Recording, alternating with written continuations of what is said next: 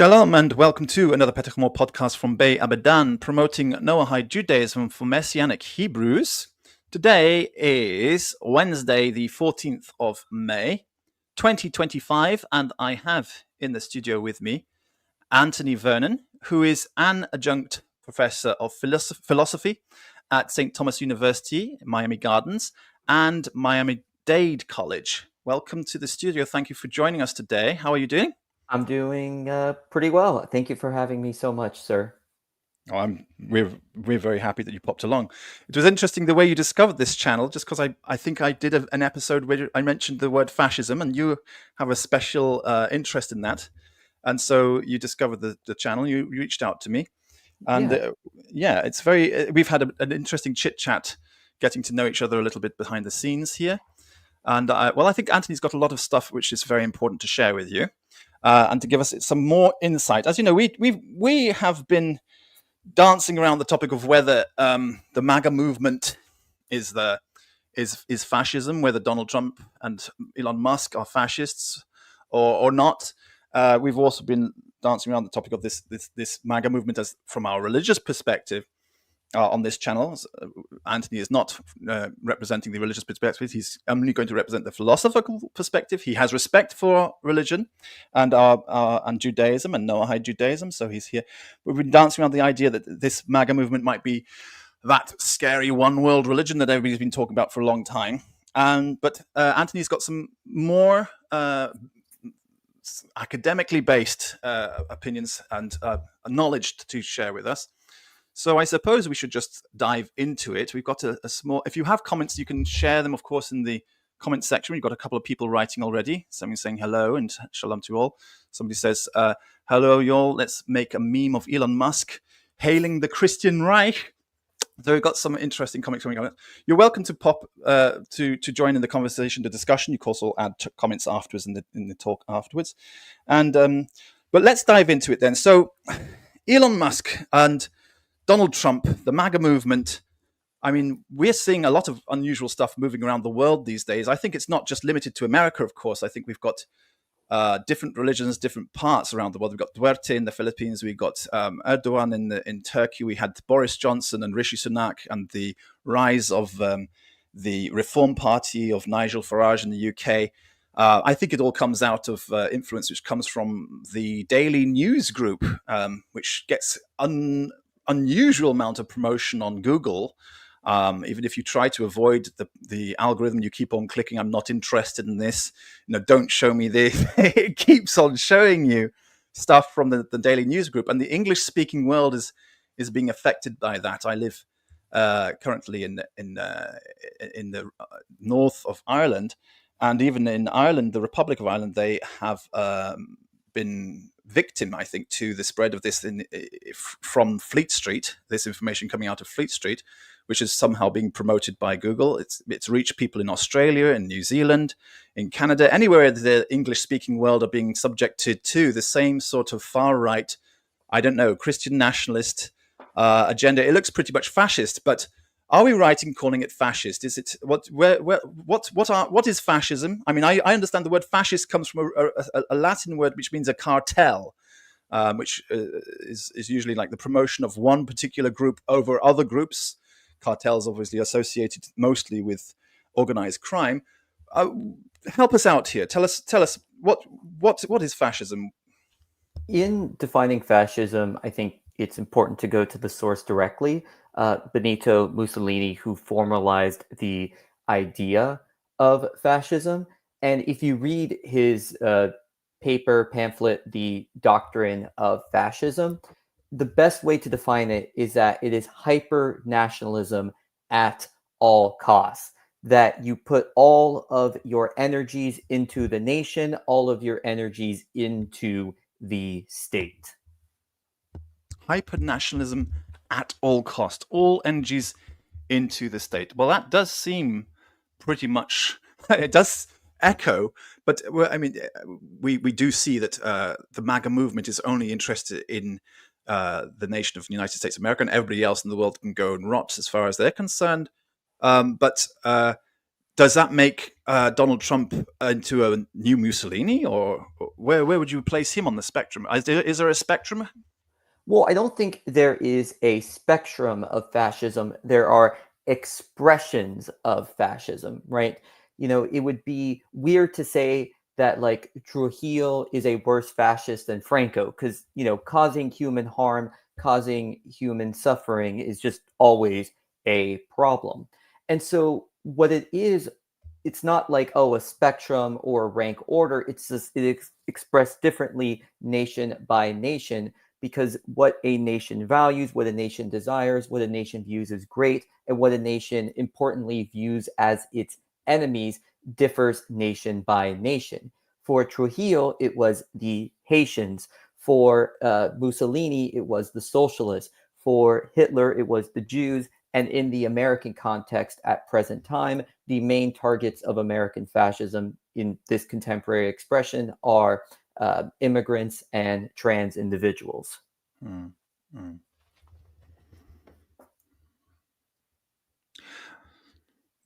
So, if we're going to compare the MAGA movement to an example of fascism which has occurred in the world beforehand, is it fair to compare it, or do you think we were off board comparing it here? No, it's a comparison because I think the MAGA movement is fascist. The Rubicon of fascism has been crossed, at this present time, right? We don't have to. What would you say is the Rubicon there?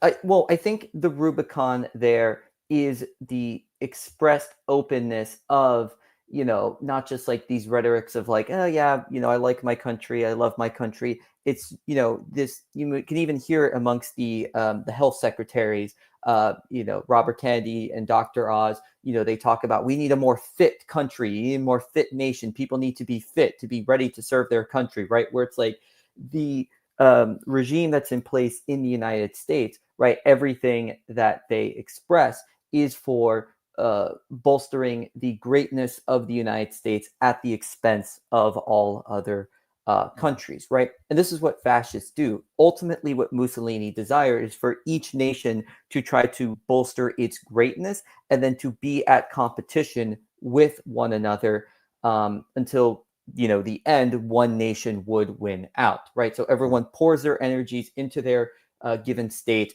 Then these states act in competition with one another, each trying to, take out the other until there's a nation at the end that wins.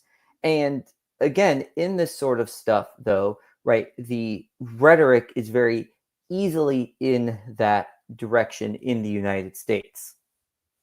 And so they've crossed the threshold.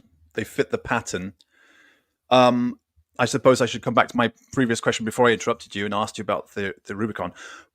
When is there does it look like any particular example of fascism in the past? It's not Hitler, it's not Mussolini necessarily, but Mussolini invented the term fascism. Am I correct? That's what you just taught us, yes. Mm-hmm. And so, but we know Franco was a fascist as well. And there are other examples of fascist states around the world in our history of the planet. Yeah. Does it look like Trump or Musk or any? I mean, do you want to make a comment about Trump and then Musk and maybe others of the tech bros? Well, I'll put this in two different ways.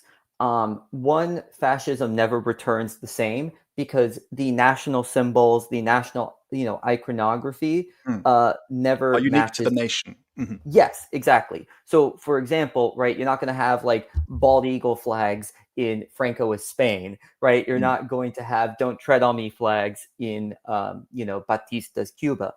However, these are the two examples I like to use the most of Francisco Franco and Batista, the Cuban dictator before Castro. And I think these two examples work well because you can see Trump going about the same kind of early policies as Franco. Franco was very like isolationist. He was very much someone that was like kind of promoting religion, but not like passionately, but like we need to have this religion. He was someone that was very expressly against the left and, whether they be far left or just like centrist left. And so, yeah, I think as our commenter just put, yeah, I think I use Franco as the example, even though Franco came to power in a much more violent way than Trump. I think Franco works well. Batista also works well because Batista's regime very much instituted a Cuban kind of similarity to the Jim Crow laws in the United States. And so you have this regime of like separation and othering and putting aside. But again, there's no one for one here. But I think these examples also work because in the United States, at least, right, fascism is always assumed to be Nazism. And this correlation is not, the correlation, right? And so it can get a lot of people not pointing to fascism when it's just in their face because like, oh, that's not Nazism, when it still is, fascism by pretty much every scholarly definition. Do you mean? Now, Batista is an interesting comparison there because there is a necessary response which has to come. I wondered if it's possible that the excessive sort of opposition to I would say almost an imbalanced opposition to the Latin sort of element in the United States from the MAGA movement. Could it be that they do know about the necessary response to fascism and the example given with Batista and the establishment of the Cuban communism in response, that this could be why they are, because you've noticed it, I think our commenter here, obviously, is like Cahill Reinsov. I happen to know that he's also of a Latin background. Is it possible that people who come from a Latin background, who maybe are knowledgeable of that world, are more likely to see Batista in Trump and the MAGA movement than somebody who is not familiar with that world? But we find that there's often a lot of ignorance amongst English speakers who are not familiar with a second language, who haven't studied or aren't following media in a different language, tend to be more, I would say, less worldly wise, less aware of the dangers which might be out there, which other nations, other people from other backgrounds, other people who speak other languages have more knowledge of and can, point out and say, I was about to say uwaga, uwaga, which is actually Polish. Careful, careful, caution, caution. There's something, you need to be aware of here. And it could be that this was already known from the outset, that people are this could be a criticism. Therefore, we better silence that criticism immediately so that nobody is able to draw the comparison except the portion of society that we already have designated as the enemy. Yeah, there's a lot of good stuff there. So obviously, I think the Latin world is not universal, right? I'm un cubano. You talk to an Argentinian, a Chilean, right? Like there are different priorities throughout the massive breadth of the Latin world, and that's actually something Trump targeted quite well in his campaign. Traditionally, Democrats in the United States, have been more seen as the pro Latin party, and they did still win the majority of the Latino vote. But a lot of Latinos think that the category is an imposition by Americanos, gringos in the first place, right? I mean, I'm half gringo, so, I come from that's the very American name. But in that sort of regard, right, what the Trump campaign did is like, they spoke to Cubanos, Venezuelans, they spoke to certain Mexicanos like, hey, like, there's the good ones and the bad ones. And so there isn't a universal Latin experience. However, yes, because of the, instability of many quote unquote Latin governments, be it Peru, Venezuela, Cuba, because of this, I think there is a greater awareness of authoritarianism and authoritarian tendencies than in a place like Akron, Ohio, right? Like I think most Americans aren't historically very aware of authoritarianism because they haven't seen it in their own home countries. Yet, that doesn't necessarily mean that they are equally against all forms of authoritarianism. Using the example of Venezuela and Cuba, which is very relevant to South Florida, what Trump did in his campaign was be openly against communism in rhetoric, openly against socialism in rhetoric. And so it got a lot of Cubanos and Venezuelans who just left an authoritarian socialist or communist regime in rhetoric and name, to side with Trump. So oftentimes that sort of fear of, authoritarian leftism can get people to ignore authoritarian rightism. Um, Yeah. and so that does, occur again and again. And I've seen it in members of my own family and my own community here in South Florida, basically ignoring the fascism because, the boogeyman and the ghost and specter of communism. Right.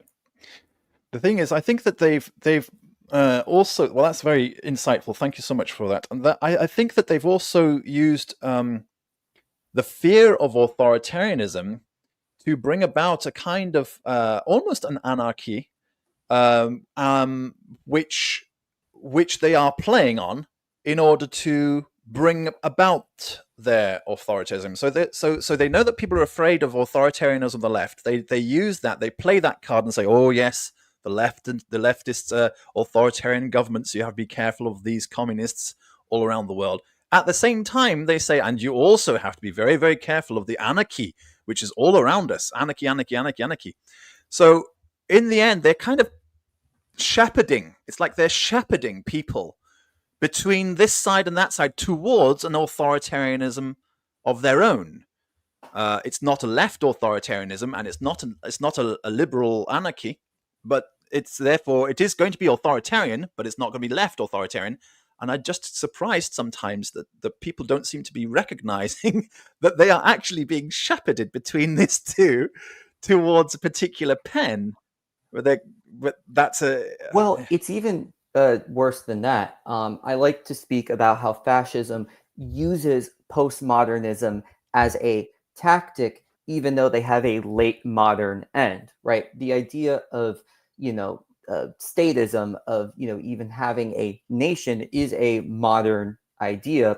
Um, and the fascists have a truth, right? The truth of mm, hyper nationalism, but they'll mm, use any and all means, whether it is truth, whether it is lies, whether it is manipulation, whether it is contradiction. My favorite recent example of this is Trump going from being pro-war to anti-war throughout his entire campaign, yeah. 2024 campaign, right? And you'll see fascists use the tactic of postmodernism, but they do have a grand narrative, the grand narrative of hyper-nationalism. And again, it's hyper nationalism by any means necessary.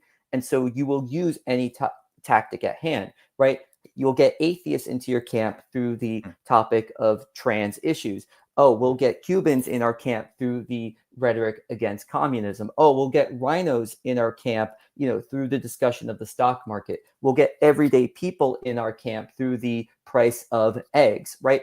Anything is up for grabs. And this is mm. why fascists appear to be contradictory, appear hypocritical. And it's not that they are hypocritical in their ends, they're hypocritical in their methods to get Mm. anyone and everyone on board towards the hyper nationalist project. We do see that. We see this kind of almost an insanity. It looks mad to anybody who's saying, looking at some of the things which pop out of that camp. It's like, well, you were saying the exact opposite yesterday, or to a different group of people. How can anybody fall for this? And I'm surprised, but people do fall for it. It's because people are just listening selectively. Have they studied very carefully? Confirmation bias or something in these people? Do you think they've actually planned this out very carefully beforehand, or are they just sort of winging it? How in your analysis of their campaigning, how well thought out do you think they are as literal fascists who know that they are fascists and are employing methods to win people from any camp by any means necessary? I mean, I don't worry necessarily about the intent and motivation here. I think when it comes to fascism, if it looks like a duck, if it quacks like a duck, if it walks like a duck, it's a duck. And so for me, the concern is not whether there is a knowingness or unknowingness, an intent and ill intent, etc. It is the actions and expressions are occurring. So we don't need to, be concerned if things are being planned out. If they are, that's horrible. if this is impromptu, that's also horrible, right? Horrible results are horrible results, be it, legal residents being detained, whether it be citizens sent off to El Salvador, whether it be families being separated, right? Whether it be, the violations of the emoluments clause, all these sort of stuff in the U.S. Context currently going on, and let alone the historic instances of fascism, which obviously have led to genocides, murders, etc. Imperialism, which is something we can definitely get to also in the U.S. context, right? All of these things are harms occurring, whether the intent is or is not fascism. Fascism is still enacting. You have an interesting comment popped up from somebody who's a self-confessed fascist who's been hogging the channel recently. He says everybody should be a fascist, just bounded to a fixed border, not expansion, no expansionist, and not interventionist. I don't think that that's a viable position. Is it possible, or isn't the very nature of fascism to have a competition until there's only one man standing? May the best man win and fight. Is that a realistic expectation? Can somebody expect that there can be fascists within borders and a polite agreement between the fascists that they're not going to invade or try and conquer or destroy the other countries or the other nations in favor of their own position? Isn't fascism literally opposed to that concept? I mean, Ultra-nationalism? Mussolini does right, and this is back to back. He says that both fascism can be imperialist and non-imperialist, right? So whether you destroy the other nations economically, whether you destroy them militarily, right? As long as you're the top dog. And I ultimately am of the globalist mentality. It's like, oh, it's a boogeyman word. No, I'm literally globalist. I think we should have global relations. I think we should work with our fellow man. And it, benefits everybody to be working, with everybody else, right? And so Amen. you can have, I'm also social democratic. So I do believe in putting on your own oxygen mask first, right? Taking care of your own people, your own nation, right? Take care of those you have the power to take care of, right? Your family, your friends, then your community, then your state, then your nation, then the world. However, in this regard, right, when you have, everybody trying to get theirs, get mine, it leads to others being without. It leads to harms, be it, an internal, we're going to get the most for ourselves and just ourselves. When you have no consideration for others, not only does it, harm others, it will harm you because you miss out on potential friends, potential community, potential partners to work with that could be towards, mutual benefit. Right. But I'm wondering if can fascism, which is ultra-nationalism, can it ever be? Is it realistic to expect that ultra-nationalism is going to respect another nation?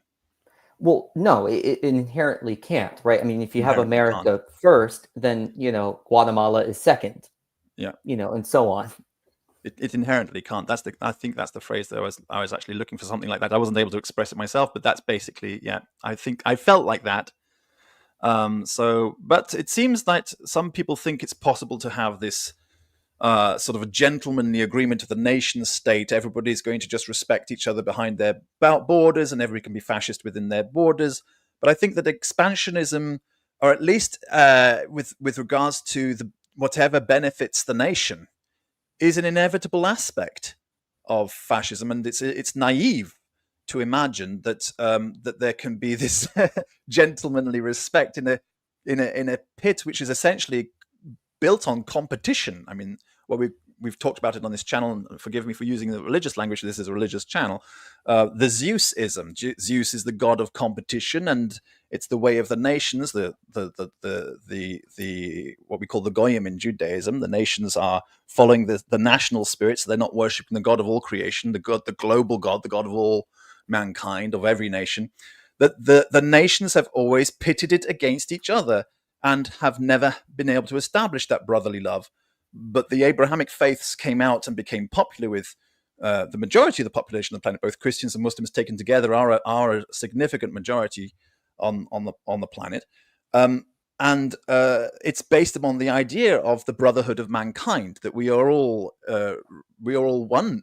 There is only one race, the human race. We're all one nation. It doesn't matter that there have been, like the King James translation of the Bible has taken passages which are about liberation of and emancipation and have turned them on their heads to mean the exact opposite, because King James was into slave trading, human trafficking, and unfortunately every translation since then has done so. Likewise, the Islamic Empire was also into human trafficking and has actually perpetuated the concept of inequality.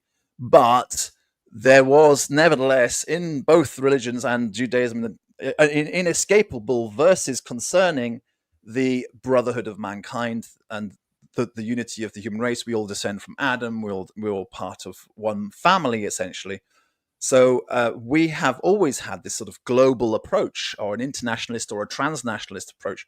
And our criticism has always been against the nations, because they cannot have the same kind of peace. They always will push their nation first to dominate the others in a law of the jungle, survival of the fittest, might is right sort of approach. And that's what it seems like the collapse of social cohesion in the modern world, as people become more individualist, more consumerist, that it was inevitable that we were going to lead back to, this is what Nietzsche talks about as well, I think, but you can correct me on this, like a kind of a collapse of society will lead to a stronger thing.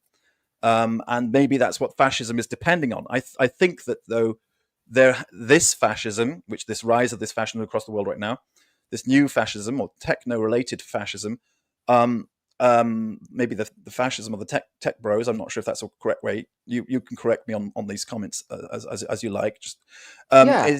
is coming about because there has been a breakdown in social cohesion. People have moved towards an individualist consumer society, which has broken down ties of community between us and has left us vulnerable to.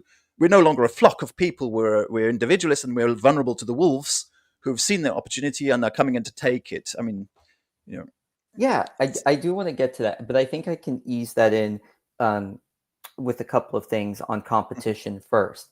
mhm, Uh, I am a huge fan of the NBA. Go Heat! Love basketball, and I think there is such thing as healthy competition, right? I think such a mm, thing can exist, right? It's not an impossibility. However, if you want healthy competition, fascism is not the ideology for that, right? I mean, I'm social democratic. I do think social, democracy, while it would definitely be imperfect, would be much closer to a healthier form of like international, competition, right? Where it's not like this mass prioritizing of like your nation at all costs, right? Liberalism, as much as it has its problems to say the least, is a healthier form of, competition without utter destruction of one's fellow nation.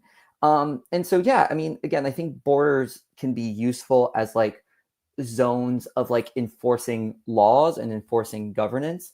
um so we can be fixed borders. I mean, I'm again globalist in my tendency, so I think our border should be you know more open. There should be more free movement mhm, throughout the world. And so in that regard, right? Like, yeah, no one's entitled or, inherently has to love anything else. Not even their own kin, their own family, right? Like, of course, right? One can be in that regard. You can take care of your own community first, and then others, if you so desire. And I think what fascism does, it goes, no, you have to take care of this. You mm, have to have these obligations. You have to have these particular tendencies, right? And so, in that, though, right, it does not allow for freedom, fairness, openness in these regards. To also answer Ghost Butterfly in the chat, because yeah, he has a I'm question. answering chatters, Mhm, Gappa. Yes, thank you. Yeah, there is a postmodern understanding, like from individuals like Foucault and Guattari, who are very much against internationalism. But again, postmodernism is the idea of no grand narratives. So, obviously the international order could be seen as a grand narrative, the nation as a grand narrative. But anti-internationalism, anti-nationalism can also be seen as a grand narrative. So there's no like universal. This is how postmodernists exist. Ultimately, though, you have different postmodernists coming at these things from very different ideas. And yes, for Foucault, he was someone that wanted to, pull and examine power away from different aspects of society through mainly examining, the criminal justice system, and the legal system was his um, main sort of thing.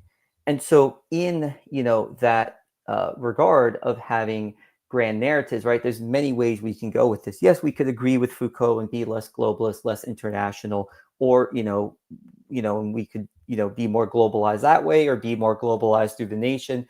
Again, I think with something like globalism, internationalism, the assumption, here ends up being that like being interconnected as a globe has to occur through nations.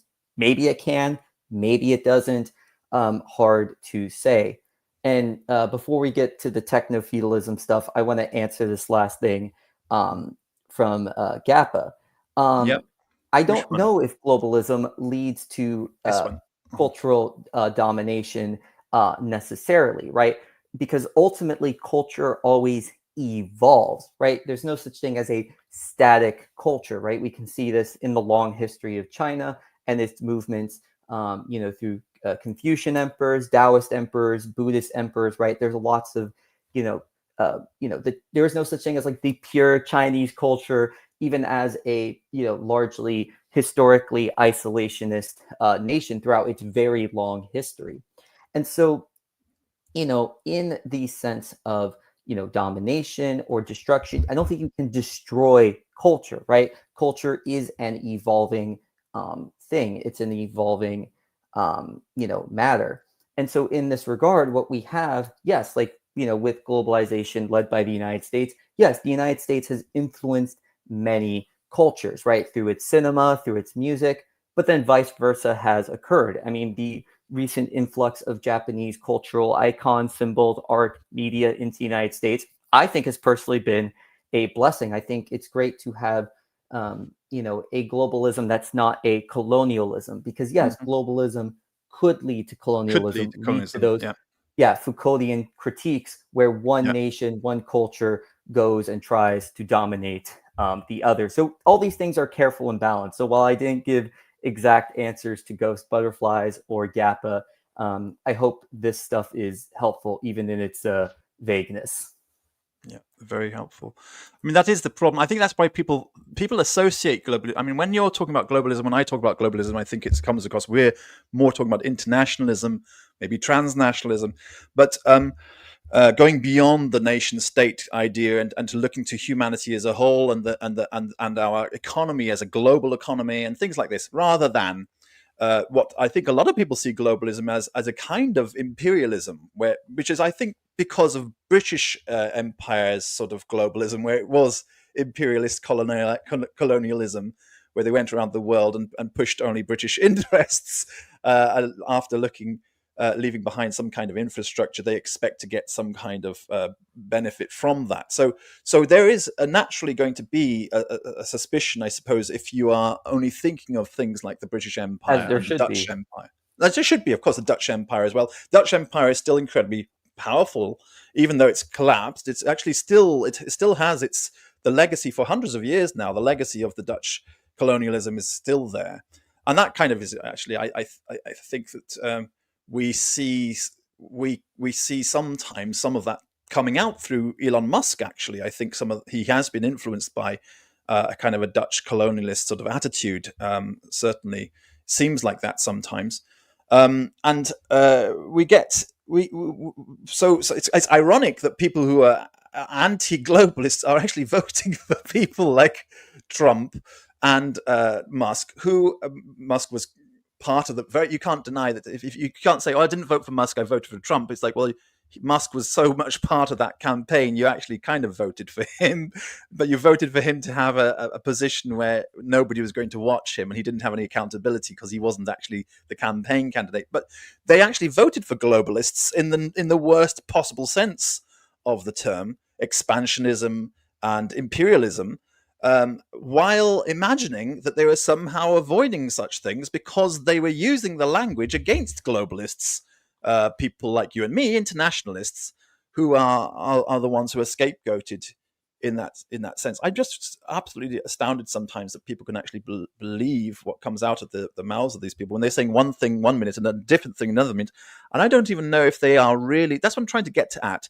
Yeah. Is I sometimes wonder: are these people aware of of the contradictions which are coming out of their mouth? Do they feel embarrassed about the contradiction, or do they know what they're doing and they say, "No, I'm not embarrassed at all. Whatever works, man. I just say whatever I have to say to win." I get confused sometimes when I'm trying to understand what goes on in the minds of such people.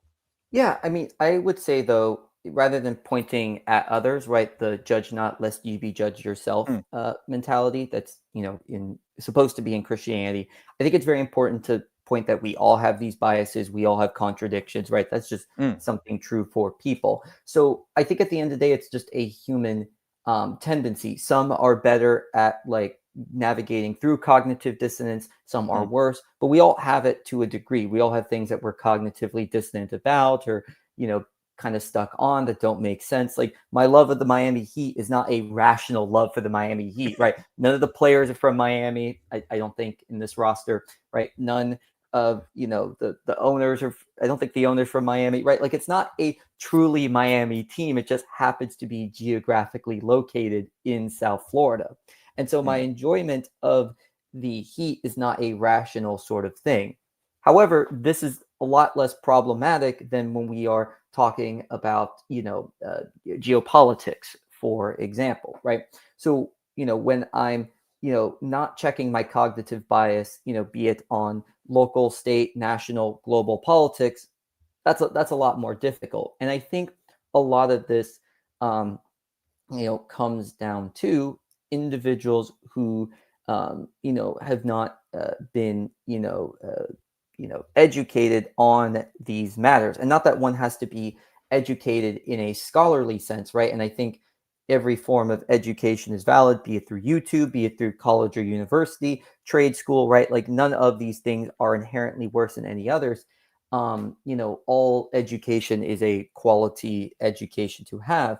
But the issue at hand is that the societies that we live in, which by and large in the West have been quote unquote democratic societies, the civic education has gotten worse and worse and worse, to the point where you have someone like Trump, writing executive orders as if they are the law. And, Mm. and that's just not how these things work. Executive orders are not laws; they never have been. So there's almost a combination of civic forgetting mixed in with legislative non-action, allowing Trump to become the law without changing a single word on the Constitution.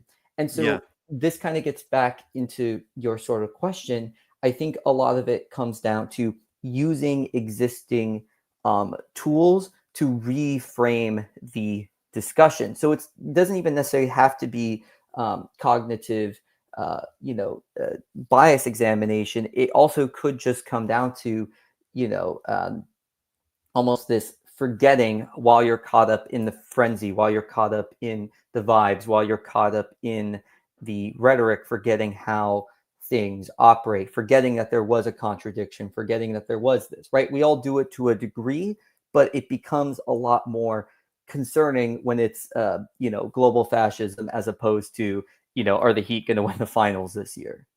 mm. There is a comment here which I nearly missed from Ghost Butterflies in a presentation document Reform. That's for Reform UK. I don't know if you're familiar with the Reform UK. Reform's think tank acknowledges its Thatcherite instincts go against statist ones of their base, of their voting base, and culture wars have proved to be a valuable tool to bypass discussion. Is this a technique which was used in the past? Is this a fascist technique to bypass difficult discussions? Just let's emphasize on culture war. Is that a Yeah, technique of fascism? yeah, Yeah. like Hitler's decadent art is the most famous example of this, where he had the museum of, I should say, not the museum, the display of decadent art. Wow. So they are using. So there you go. That's Reform UK. Nigel Farage is taking example from Hitler there. This is quite alarming that we have this. So no, you mentioned earlier about things which, I mean, why is this taking off? I mean, people are turning towards fascism in across the English language speaking world, certainly, and I see it in a few other places as well. What what's behind this? Is it because the do you think economics is behind this? But the promise of getting a better better deal on, or getting more for their dollar or something like that? Do you think that is an element in this, or what is it that's actually triggering the common man and woman and other who are who are going to buy into this and think this is really going to make a difference? This is really going to improve my life, rather than hey, you know what? Maybe getting a better deal at work is what's going to improve my life, not criticizing the other. Criticizing the other. How on earth can somebody imagine that a culture war, criticizing the other, is somehow going to improve your life, rather than getting a higher pay rise, for example, at work? I mean, surely I don't understand how can people be buying into it. This Why is it becoming so popular? Well, I think you touch on both things. There are individuals who do jump on board due to cultural insecurity, right? Like that does Mm-hmm. exist. And usually the people who jump on board just for cultural insecurity are economically well off enough to just focus on that. But it does tie to, by and large, material condition issues, right? A lot of people, go down. The direction of fascism due to concerns of material conditions. I mean, we need look no further than the fact that Mussolini was formerly a socialist. We need look no further that the Nazi Party used the language and rhetoric of Of socialism socialism. to get people on board, right? And so it is, by and large, a material concern condition, right? The majority of people that acquiesce to fascism or support fascism aren't the hardcore people with a shrine to Donald Trump or the "Don't Tread on Me" stickers. By and large, it was someone who supported a fascist because their material conditions are either bad or are bad in comparison to the elites of a given society. And so, in that regard, yeah, a lot of it is by and large those material condition issues. What ends up happening, though, is that the outrage gets misdirected. It is, immigrants like ones in my community, that have, targets on their back. Like, oh, look at that immigrant taking from you. Oh, look at that trans person getting on Vogue taking from you. Look at, right. It misdirects that, like, hey, wealth distribution is not a matter of unfair tax laws or unfair corporate practices or a lack of a social democratic society or social services. It goes, actually, the communists are taking from you, the socialists, the immigrants, the Democrats, the Jews, the trans people, etc., of the sort. Because we saw, I mean, I was totally shocked to see how many votes he got. I didn't imagine he could possibly have defeated Kamala Harris by that much, and I thought, what is it that they think they're going to get out of this? Surely they're not all. I know the demographics of the United States of America. That the majority of people are not that well off to be voting for him because they're comfortable, they're financially comfortable enough to be only thinking about cultural issues. There had to be something else Yeah, it that is they were. economic. Like Yeah. Trump, like this is the thing that the Harris campaign did. The Democrats are competent bureaucrats that aren't progressive enough, right? They do little things. They are competent, right? Like they are a bureaucratic but competent party that doesn't do enough, right? And so you have Kamala Harris proposing policies that are actually useful and beneficial, but like they're extremely incrementalist, to put it lightly. And yes, there are some regressive ideas in the American Democratic Party, but you know, in regards to the economic stuff internally, by and large, they are incrementally progressivist, right? You look at Biden's time in office. He expanded the powers of the Consumer Financial Protection Bureau. He instituted the first negotiation between the U.S. Federal government and some prescription pricing. And so while these individuals are imperfect, to say the least, what we do end up having is competent, hyper incrementalist bureaucracy. And so you have Kamala Harris on the campaign going tax cuts on this very specific thing. That's not as appealing as some guy going in on day one. I'm going to lower the grocery prices. You'll pay $0 for eggs. No more egg cost. Like, I mean, I'm being hyperbolic, but so is he, right? So it's this attractive hyperbole about how I'm going to fix everything. I will do it all. And this is a fascist thing. Like Mussolini was going to fix it all. Trujillo was going to fix the Haitian problem, quote unquote, right? Like you have fascism tends to come with strong men who will come in and fix it all. But the person becomes the symbol of the nation. They become representative of the body politic. They're a literal, body politic in and of themselves. Did you see this comment? Did you answer? It seems that the anti-international cult is as globalist as anything with regards to its totality.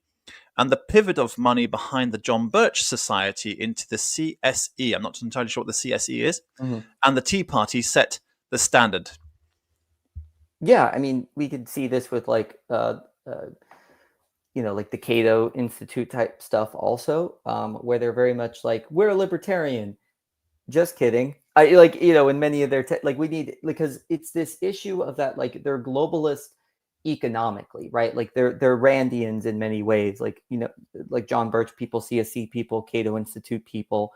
And so they are anti-internationalist in regards to the fixed borders, but they are globalist economically, right? Because they believe in just like absolute unregulated, free trade, and in some sort of sense, in the same way that the Cavaliers crushed the Heat, unfortunately, it's the same sort of way where,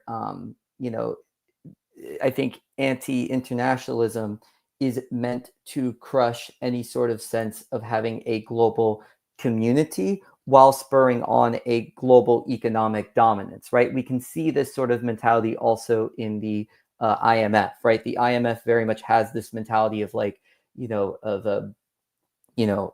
of keeping the fixed borders and using those borders as almost regions of poverty or comparative poverty in compared to like other, fixed border nations. Now, the people who voted for the rhetoric, on day one, I'm going to lower the cost. I mean, obviously, on day one, none of this happened. None of this happened. Nevertheless, they voted in a fascist party. There is a large fascist movement. We've identified it as fascist. It's scary to think so because I understand. I mean, you compared him to Batista, and we know what that led to. That led to a necessary response from a certain socialist movement. That was the necessary response. I think one of our commenters also mentioned Portugal. Yeah, they did. Much They earlier, mentioned this, yes. which also led to a socialist response. Where do they think it's going to? I mean, where do you think it's? Where do the voters think it's going to go, and where do you think it's going to go? Based on the history, where does fascism go? I mean, we know that they end. I don't know why they think they can come back again and do it all better this time around. Do they think it's going? They've learned from the lessons of history that this time they can do it better. I mean, what is the conclusion of this? What is going to happen really? What do they have to do to actually make things better? Because I don't think things are getting better for the common man and woman who voted for this. They voted into power. I think in reality, they've weakened their position with regards to their working rights, the labor standard rights that they have. Um, it looks like people are going to be losing their jobs left, right, and center. They're losing their access to services left, right, and center. Um, what is going to be the outcome? I mean, how can the party think that it's going to continue? Trump is incompetent, but what if he backs somebody? God forbid there be a more competent, scary sort of proper fascist dictator type person that he could vote in, encourage his people to vote for next time around. That person gets in and manages to do things that Trump couldn't do, and actually establishes a fully fascist police state in the United States of America. I mean, that would be. I mean, is it a possibility? Is this something which could happen, or is it? No, it's all just be a flash in the pan. It's all going to collapse. There's going to be a massive backlash. Fascism never lasts. We're not going to end up with some kind of fascist United States the way that we had fascist Germany or fascist Italy or fascist Spain or fascist Cuba. And there's not going to be the inevitable response to that, which would be a socialist revolution coming out of that. No, none of that's going to happen. We've learned our mistakes. We're going to have a kind of a new world order fascism, like 1984 style. What do you see is potentially going to come out of this? I'm glad you mentioned Nietzsche earlier, because Yeah. as much as I appreciate a lot of the scholarship of Nietzsche and even his own words from a left-leaning perspective, I'm not one to go about the Nietzschean tendency of being a by and large predictor of things. Right? I mean, there are certain things that may be possible for sure. If I'm going to be predictive in any direction, though, one thing um, that I do see happening is on a labor relation thing, to speak about the socialist sort of thing. And it's moving towards a repairman economy, right? That what we have is in the Trump administration is this promotion of AI and bringing back factories, right? And so what we end up having is this deep promotion simultaneously of educational jobs and medical jobs, scientific jobs, and Trump wanting the United States to be factory ready. And in this concern, it's already pushing a trend that was already occurring, a repairman economy, where the by and large majority of jobs will be towards repairing automated machinery, will be towards repairing computer systems, right? That's where the majority of labor is headed. Throughout the world, it appears, but Mm. in the United States, that trend is being accelerated right now. One of the reasons it appears to be accelerated is that you need factories to be war ready. And so it appears, right, that Trump during the campaign, right, being both anti and pro imperialist, he took the mask off, day one of, actually entering the office, or maybe it was day one after being elected, and was like, Greenland looks really nice, Mm. lots of resources. It would be stupid not to have it, and in that sort of regard, right? Like as easy it is to play with the stupidity of his language, that's a really dangerous thing to just say day one, right? Like coming right out the gate swinging of we're going to take Greenland, we're going to take the Panama Canal, we're going to take Gaza, we're going to bomb Iran, we're going to bomb northern Mexico, like we're going to, have Canada be the 51st state. And so it appears that the direction I'm most concerned with it being able to go is the imperialist direction. And you can see an attempt to ramp up these sort of things with the pushing forward of refactorization of the factoryization of the United States, and vocally advocating for the invasion of and military action in multiple countries around the world. Mm. So you think it's actually going to go that far? Do you think he'll do that before the end of Well, I his don't know if it term? will. I don't know. I'm saying it appears that there is an It attempt appears to an do that. intent. That's that you can see, right? Like You see, there seems to be enough evidence that there's at least an attempt to be imperialistic. Ultimately, right? None of this could happen. I'm not a soothsayer by any sort of No. means, but there is that sort of attempted push, it appears. Well, I felt I didn't. This is quite alarming to me because I mean, everything you've said today is quite alarming to me because I felt that I can see a pattern, and I can see why might imagine this is potentially where things are going from what you've talked about today, but I didn't see it that way before. I know that when he was talking about Greenland, I imagined that he was just giving a kind of a secret handshake to a certain group of people called the Thule Society. We have somebody who is obviously from the Thule Society in the chat there. This is the Gapper's comment about the Aryan worldview versus the Semitic and the Magi, cosmic forces, wise, good, blah, blah, blah. And the Thule Society was the ideological religious sort of movement behind the Hitler's Nazi Germany, Hitler's Nazi party. They were the inner sort of core. And the word Thule refers to Greenland. And so I thought that whenever he was talking about Greenland, he was just giving his secret sort of handshake saying, and yes, we haven't forgot about you from that portion of society who also voted for us. Because as you mentioned, the fascists will say whatever is necessary to whoever is necessary in Yes. order to get the votes and push themselves. So I thought it was just like that. I thought that's all he was doing. But if there is going to be any actual invasion of Greenland, then it seems to hint to me that there's a more religious uh, ideology behind this. I mean, okay, Greenland's got lots of great resources, but it is at the end of the day fuel. It is the Nazi imaginary, mythical homeland of the Aryan race, where they think that that has to be in their hands. Because it's like Israel for the Jews. The Jews have to own Israel because it's their ancestral homeland and it belongs to them, no matter how many thousands of years they've been away from this.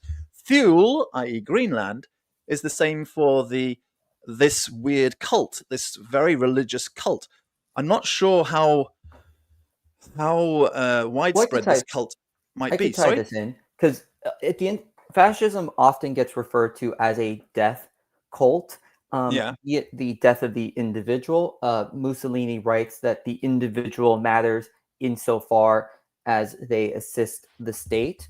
And so there is these death tendencies in fascism. It doesn't always have to be neo-pagan. I mean, look at Trujillo. Trujillo wasn't a neo-pagan. Batista was not a neo-pagan. Mm.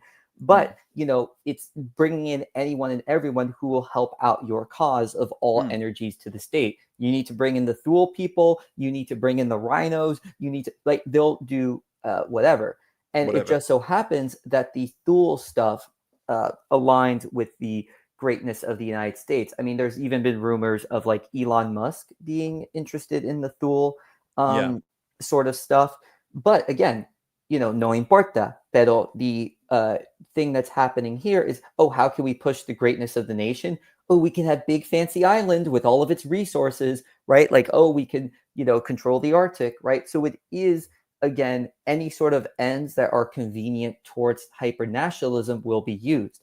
Mm. To point out the commentary of Insof, I, uh, who's talking about the military reforms, the United States, in its policies, being anti-LGBTQ, trying to push out immigrants, trying to change the financial incentive structures of the military, making oustings at the Pentagon, having Pete Hegseth as the head of the Pentagon.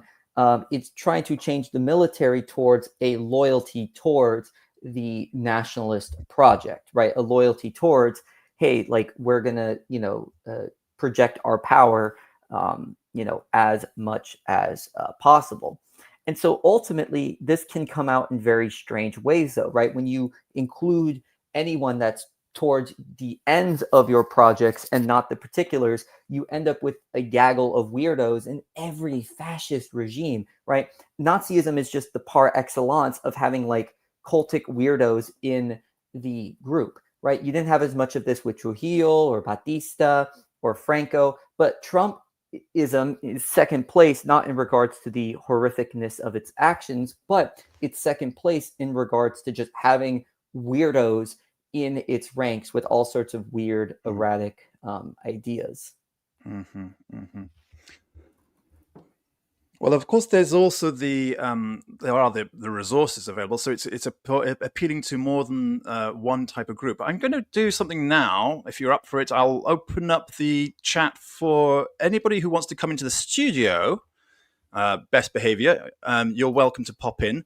I think that I don't know if it is available. I think that Ghost Butterflies would be quite interested in popping into the studio. So you're welcome to join us if you want to ask and join in a live discussion. I've put in the link to the studio in the chat there.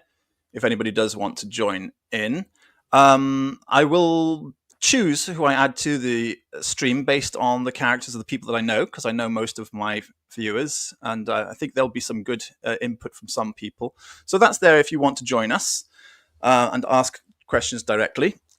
You've spoken for a good hour. Thank you so much. And so that's why I think it's a good time to open it up for anybody who might want to come in. So there are obviously a lot of questions and things we can pursue. I wanted to talk a little bit, or ask if you can make a comment a little bit about what any of the other tech bros. We saw them all on the stage there. Do you think any of them, other than Musk? Musk seems to be very much definitely on the fascist side. Am I wrong? I think he comes across as definitely. I think at this point, like between his nostalgia for like apartheid South Africa Yeah, and his Nazi salutes and his yeah, potential involvements with Thule and his like hyper breeding stuff, like yeah. he certainly is a fascist weirdo. Just put it blatantly. Right. And what about any of the other tech bros who are on the stage there? Do you have a red flag we should pay attention to? Do you have enough background information for any of those? To me, I think the bigger issue at hand, right, is sort of how power can acquiesce. And so that seems to be like a lot of what's happening with these sorts of individuals, is that whether they are or are not fascist, they are certainly acquiescing their power to a fascist regime, letting themselves be used towards fascist ends. And so, that is just as concerning to be the puppet of fascism as the enactor of fascism. Because again, to me, it's that whole walks like a duck, talks like a duck, right? Like if the fascism happens, it, happens, and it's always concerning. Yeah. Just to say to Hug on there, can you post the link to join the stream? Yes, the link is there in the chat. If you want to join the stream, you can click on that and come and join us if you want to. Although I'm thinking maybe you might have intimidated a lot of our audience. Oh no, but I hope that's not. all good. Oh, I could definitely No, talk it's good. in more casual terms. I mainly teach intro classes, so I hope I come off in a way that's clear and coherent, and not like that I'm a scary academic guy. Well, I've certainly enjoyed it. I think a lot of our viewers have certainly enjoyed it too. So, but what usually? I mean, I hope we don't go down. I hope it's not going to end up in kind of war. But I think that is usually, isn't that generally what happens when a fascist state is not expanding? At a certain point, it no longer is able to keep up the sort of how long. What I'm trying to say is, I think there's only a certain amount of mileage in saying we are the greatest nation, we're a wonderful nation, we can do so much, we're for us, and there's only so much mileage in that before it starts to lose its appeal unless you're on expansion. That's why Nazi Germany went and Italy went on expansionism, because you had to. The other one was the cultural war, but that usually also, is going to be implying an expansion or an elimination, an invasion or something like that. And if you don't invade, if you don't expand, how long does it last? I mean, how long can this actually go on? Well, that I don't necessarily think, again, as Mussolini writes, like fascism does not necessarily have to be expansionist. And we could use the examples of Batista, Duterte, who that one's tricky if he's a fascist, and Bukele, who seems to be going down that route in El Salvador, right?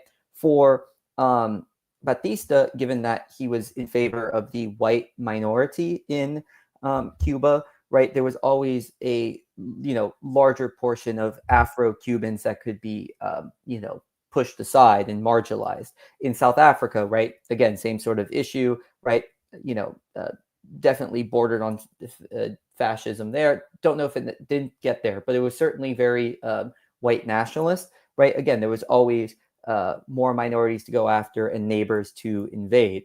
In Bukele, who is certainly going down the fascist route, I don't think he's there yet, but he's definitely, the Rubicon's getting really close for him. There's always more criminals, there's always more gang members. And so, yeah, it's it's that sort of like expansionism doesn't necessarily have to be an expansionism territorially. It could be ideologically, it could be of enemies, it could be economically.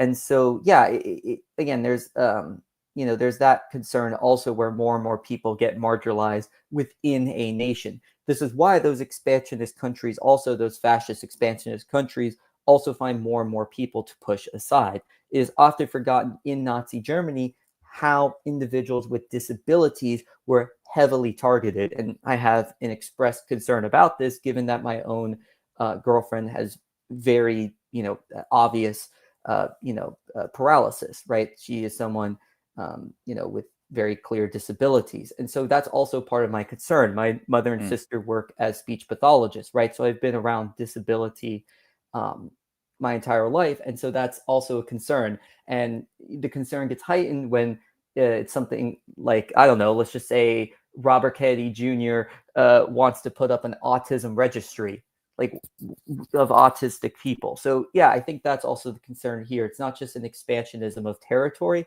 it's expansionism of like targets. It's expansion of who is part of the nation. As Mussolini, an expansion of who's not a part of the nation. As Mussolini states, that the nation is not the majority.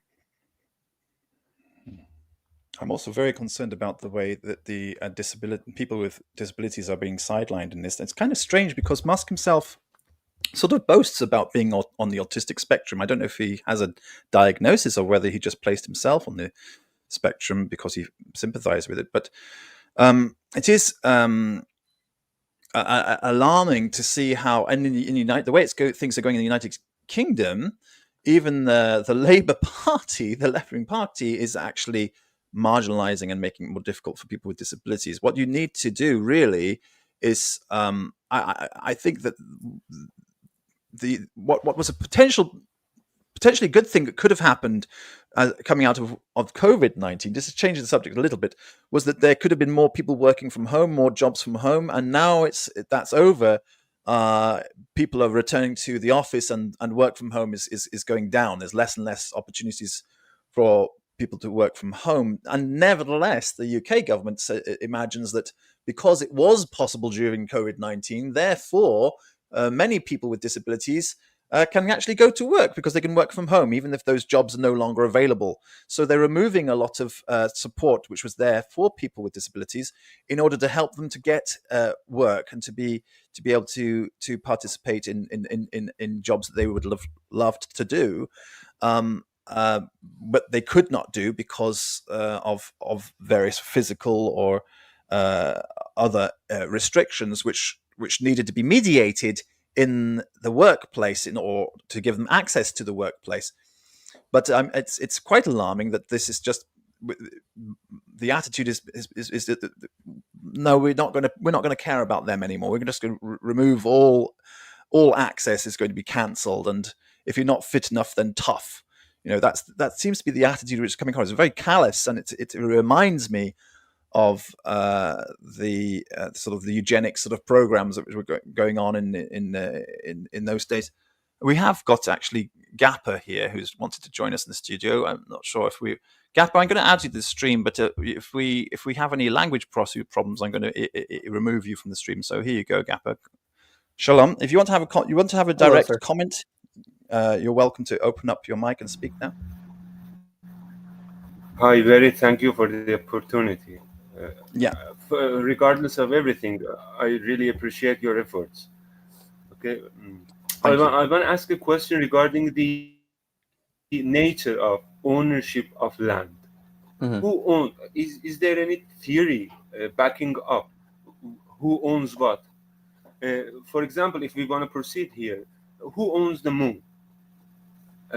Expand on it, and then we have a conversation. What is the relevance for? Oh, Sorry, I could actually give an answer. okay, go for it. Go for it. But Yeah. for me, I'm the two like classic theories come from mainly the social contract. In terms of like establishing real theories of land ownership. One is from Thomas Hobbes, which is that land ownership comes from like mutual agreement amongst individuals in the brutal state of nature. That they were in a very tough situation, getting eaten by leopards, and just there was just a high amount of violence, and so people eventually were able to give into their better instincts and better judgment, and they agreed to establish society and the rulership of one over the land, which then later dispersed. The other major one is Rousseau's, which I'm more inclined to believe, even though neither are inherently sociologically true. But that Rousseau's idea is that land ownership was a trick, that no one inherently owns anything. No one inherently owns the moon, South Florida, or any of these sort of things. And so that for Rousseau, land ownership was a trick of abstraction. So that way, some people could benefit over others. I mean, this is an oversimplification of both ideas, but you have the two kind of classical theories of land ownership, that one is out of mutual agreement, one is out of trickery and abstraction, and both could go together in some sense, but these are kind of the two main theories of ownership, that these are not inherencies, but working abstractions. Yes, I think that if somebody is, if it goes to something like the moon, if somebody's gone to all the trouble of establishing a mine on the moon, for example, they've launched the rockets, they've done the research of where the best place to mine something was, and they've landed there and they started to mine the moon in that particular location, then it would be rather rotten for somebody else to come along and say, "This is our mine now." That doesn't sound fair at all. But it wouldn't be, I would say, it wouldn't be uh, wrong once the cat is out of the bag. This is how progress goes. It wouldn't be wrong for somebody to then launch off and make a mining operation right next door. Then, if the first company said, "Hey, no, this is our land. We got here first, and all of this area is ours," even though they haven't mined that area yet, well, it doesn't make sense. It's not yours. You made a good discovery. God bless you. Well done. Congratulations. So did Christopher Columbus. And then it was anyone's game after that. You see what I mean? You can't just say, "No, all of this belongs to the territory of Spain or Portugal," and then just because the Vatican backs you up and allows you to draw a line that there you go, it's all yours.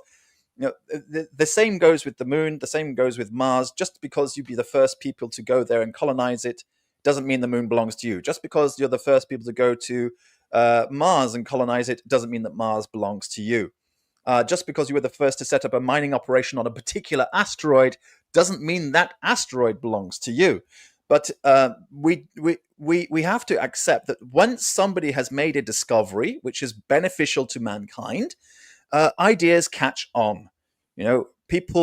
Somebody once upon a time invented a guitar, and many people decided to start playing the guitar and copied the design, and the person who invented the guitar doesn't get royalties for every guitar which is made. You know what I mean? Neither for any other musical instrument. Once the cat is out of the bag, people latch on to the idea and they'll take off with it. And I think we have to accept that is a reality here.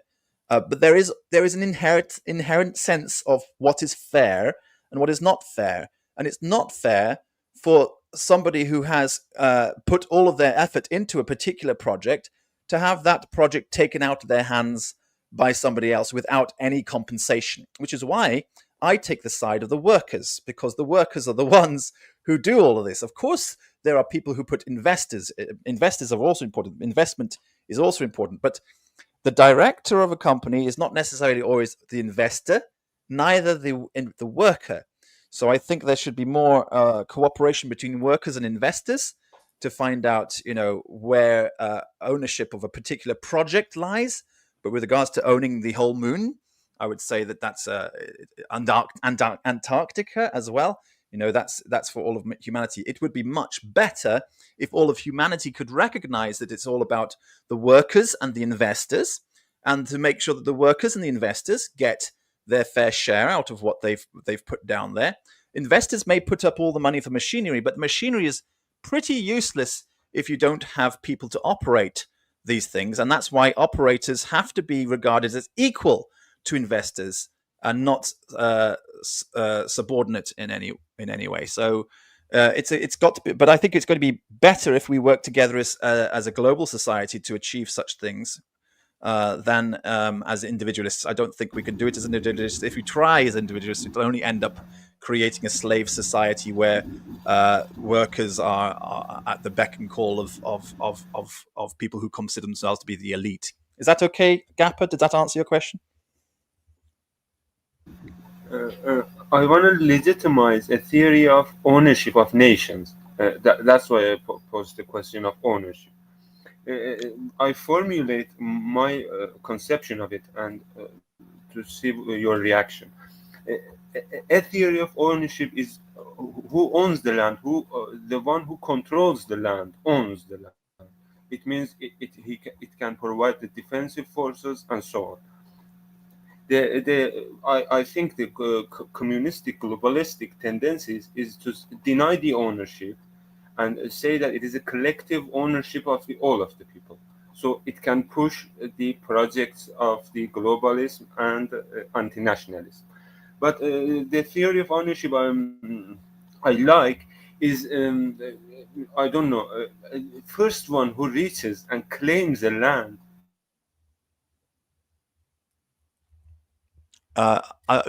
Did you finish your sentence, or were you cut off halfway through? Hello? I think he was cut off, but I guess to work with what we got there, there's obviously these terms in political science like de jure and de facto, right? Like who, by law versus who has like actual control. Yeah, like I don't think anyone's denying that there are people who like have power and authority over certain regions. Owns a certain territory which has gained in the first place by legitimate means. Well, but again, and lands should have, for the world to be just, lands have to be brought back to their legitimate owners in hands. Okay. Well, but this is the issue of like legitimacy, right? Like, should the original homelands, because this is a big issue in the United States. Did that make any sense, or I think there's a delay, and there was some kind of hiccup in the way you were speaking in the first sentence. I think it got interrupted, and many seconds later, the end of your sentence came, and so we didn't necessarily get the whole vision of your sentence. I don't know how much, Anthony. How much did you manage to get out? I think I picked up on the idea, okay. though. Yeah. Like what he's pointing to is something that could be seen with American tribal nations, where, like, do we give back the Sioux, and the Cherokee and the Seminoles, like their original tribal nations? I mean, yeah, this is a difficult issue where you have people living there, right? It's difficult to establish, legitimacy, like who has legitimate claim over anything through historical squabbles and through, migration, and especially with a lot of like the historically nomadic nations, like, what is their range? One of the issues that this came up with, and I lived in Oklahoma for a year, was that there was a Supreme Court ruling in favor of the tribal nations that they could enact certain laws apart from the state of Oklahoma. But then you have this messy political situation where you have a city of 1 million people, both under Oklahoma law and under a bunch of tribal nations laws. And so, yeah, it would be nice to say that, like, sure, everyone can have their piece of the earth and enjoy themselves. But then, how do you go about this redistribution? Is that even a desirable thing? I think the better answer in my mind is that, yes, you can, quote unquote, legitimize your nation via control, via the military. But I think at the end of the day, what we are doing is working with abstractions. We're working with inherencies. No one inherently owns anything. What people have are, control of places through military power, legal power, through just working the land, through being there. But none of these things creates like metaphysical ownership of, the land or of, a nation or etc. of the sort. Yes, I think we even today, where we have huge overcrowding in cities, there's still plenty of land out there for us all to enjoy. If the land is wide enough, and I think the attitude really for native populations, um, uh, which have traditionally been called tribal societies, are not. Is not. It's closer to. It's close to what I was suggesting. That if this is your project, if you've started, if you've hunted in this area, that you've killed that animal's yours. If you've set up your tent in that area, nobody else should push over your tent and take that from you.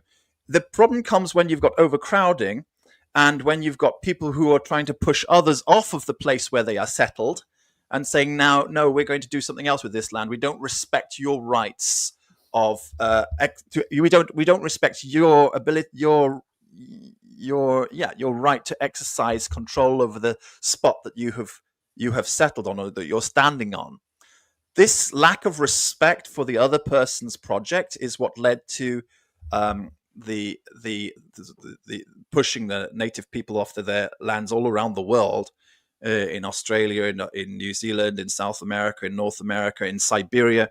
It's in Africa. It happens all over the place, and it's because there are people who have expansionist objectives, and they don't accept somebody else's right to the project that they're working on in that particular area. Clear off. I'm going to use this land now. Well, why should they clear off? You're using the land now, but we can't get. This is the thing which is very relevant to I suppose this channel, when people talk about what's your attitude towards the land of Israel. Should we get hung up on the land that we used to control 2,000 years ago and say to everybody now, okay, get off the land, we're reclaiming it for our ancestors? It's a load of hogwash. Yeah, like, are you, to use a U.S. example that's maybe less loaded, like, are you going to kick the Okies out of Oklahoma, right? The people who homesteaded in and had like multiple generations there, right? Are Yeah. the Afrikaners not African, right? Again, Right. who inherently gets to decide these things? The issue at hand is that you have people who've established their lives, and it just happens to be in certain places. Some of them do it harmfully, and that, those who commit direct harm, we need to solve that. But individuals who have not, contributed direct harms and are there as a generational byproduct, be it the Okies in Oklahoma, the Afrikaners in South Africa, not all, but many of them, right? Like, what do you do about innocent people who are just trying to live their lives and happen to be born in a certain place as a result of, historical geopolitics, right? Does the land any less belong to an Okie than it does to a member of the Seminole tribe who was marched over thanks to the orders of Andrew Jackson, right? Like, the many of the tribal nations in the United States aren't even in their native, quote unquote, lands. Right. I mean, we can't blame the people who haven't done direct harm. They were just born there. That's their only crime, and that's not a crime. But we can't ignore that injustices did happen in the past. And if that nation state still exists, then I do believe that the nation state has a responsibility to show some compensation. That I'd agree with, yeah. Yeah. So, for example, Nazi Germany. Germany existed as a state. They voted in the Nazis. The Nazis were defeated. Germany still exists as a nation state. Germany does deserve to give compensation to me, for example. They haven't, but they need to give compensation to me and to my people for what they triggered in World War II. They haven't, and instead, this mess in Israel took place, which I don't agree with. The state of Israel has done the same thing to people who are living there, Arabs who are living there, and they need to give constant compensation to those Arabs.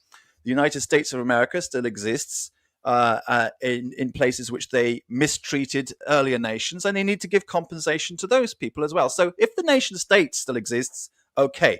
But if the nation state didn't exist anymore, the Roman Empire collapsed, the Egyptians, the Egyptian Empire collapsed, the Roman Empire collapsed, the Assyrian Empire collapsed, the Babylonian Empire, all these empires have collapsed, the Persian Empire has collapsed, and people have moved around since then. Then there's no point of responsibility you can go to. Hey, say you are the continuation of that state which pushed us Jews off of the land 2,000 years ago. Give us compensation and give us our land back. No, we've got no right. Realistically, it's hogwash. It's insanity. It's a sadness. It's a historical injustice. But there's nobody left around here to blame anymore, except perhaps Roman pagans. So yeah, let's go and demand some kind of compensation from any pagan Romans there are out there. I don't think there are any. Who is practicing Roman paganism today? Well, if there is somebody practicing Roman paganism today, then the state of Israel should go and track them down and say, give us some kind, or not just Israel, Jews can track them and say, give us some kind of compensation. And if there are no Roman pagans around, then too bad.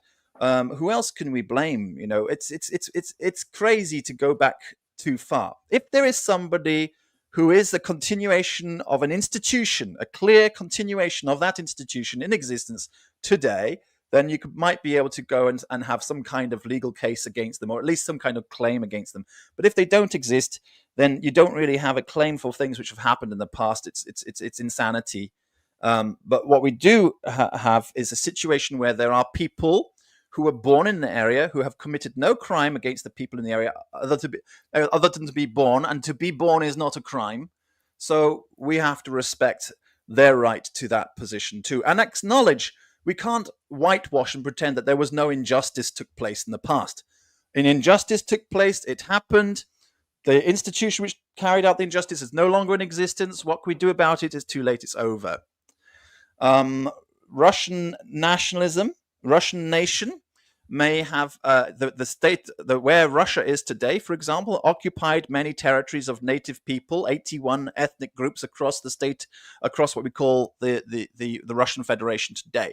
If any of those ethnic groups want to have a complaint take against Russia, you can say, well, we were occupied by the Russian Empire. The Russian Empire was replaced by the Soviet Union. The Soviet Union tried to give us our status under nationalities policies, but the Soviet Union was replaced by Russian nationalism of the kind of the imperialism beforehand. Then I would say, okay, there was a 80-year hiccup with socialism, but essentially Russian nationalism is back in play, and those native populations can go and make a claim against the Russian state because it's essentially a continuation of Russian imperialism, and which never really died.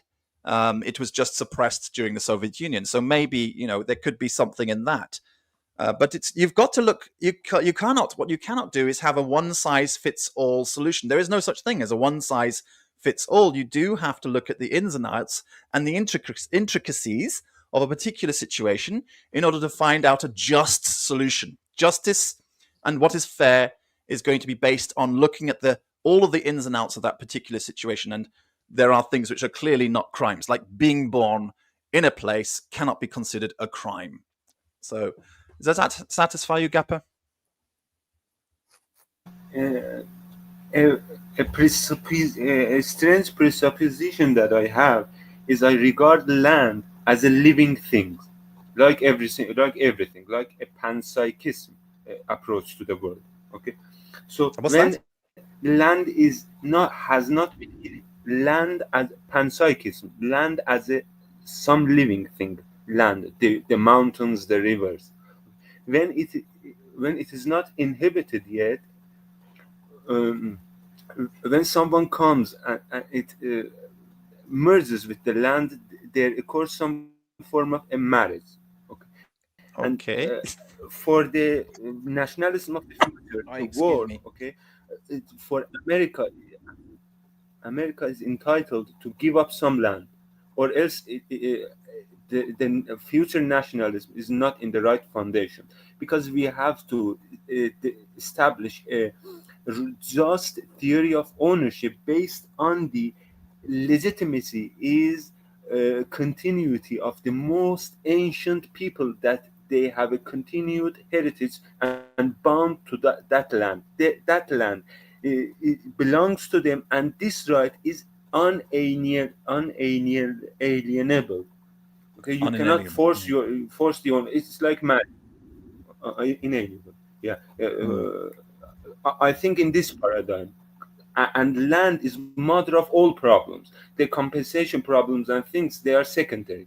First, we need to establish a crisp theory of land ownership. Then we can go about it. But I Well, in think, order to as establish a crisp David theory of land ownership, we have I to think, have international cooperation. We can't just have one group of people arbitrarily deciding on land ownership. You'd have to have international cooperation in order to come to such a theory. You'd have to have all the people who have an interest, all the people yeah, involved in the question have to come together. That requires international law.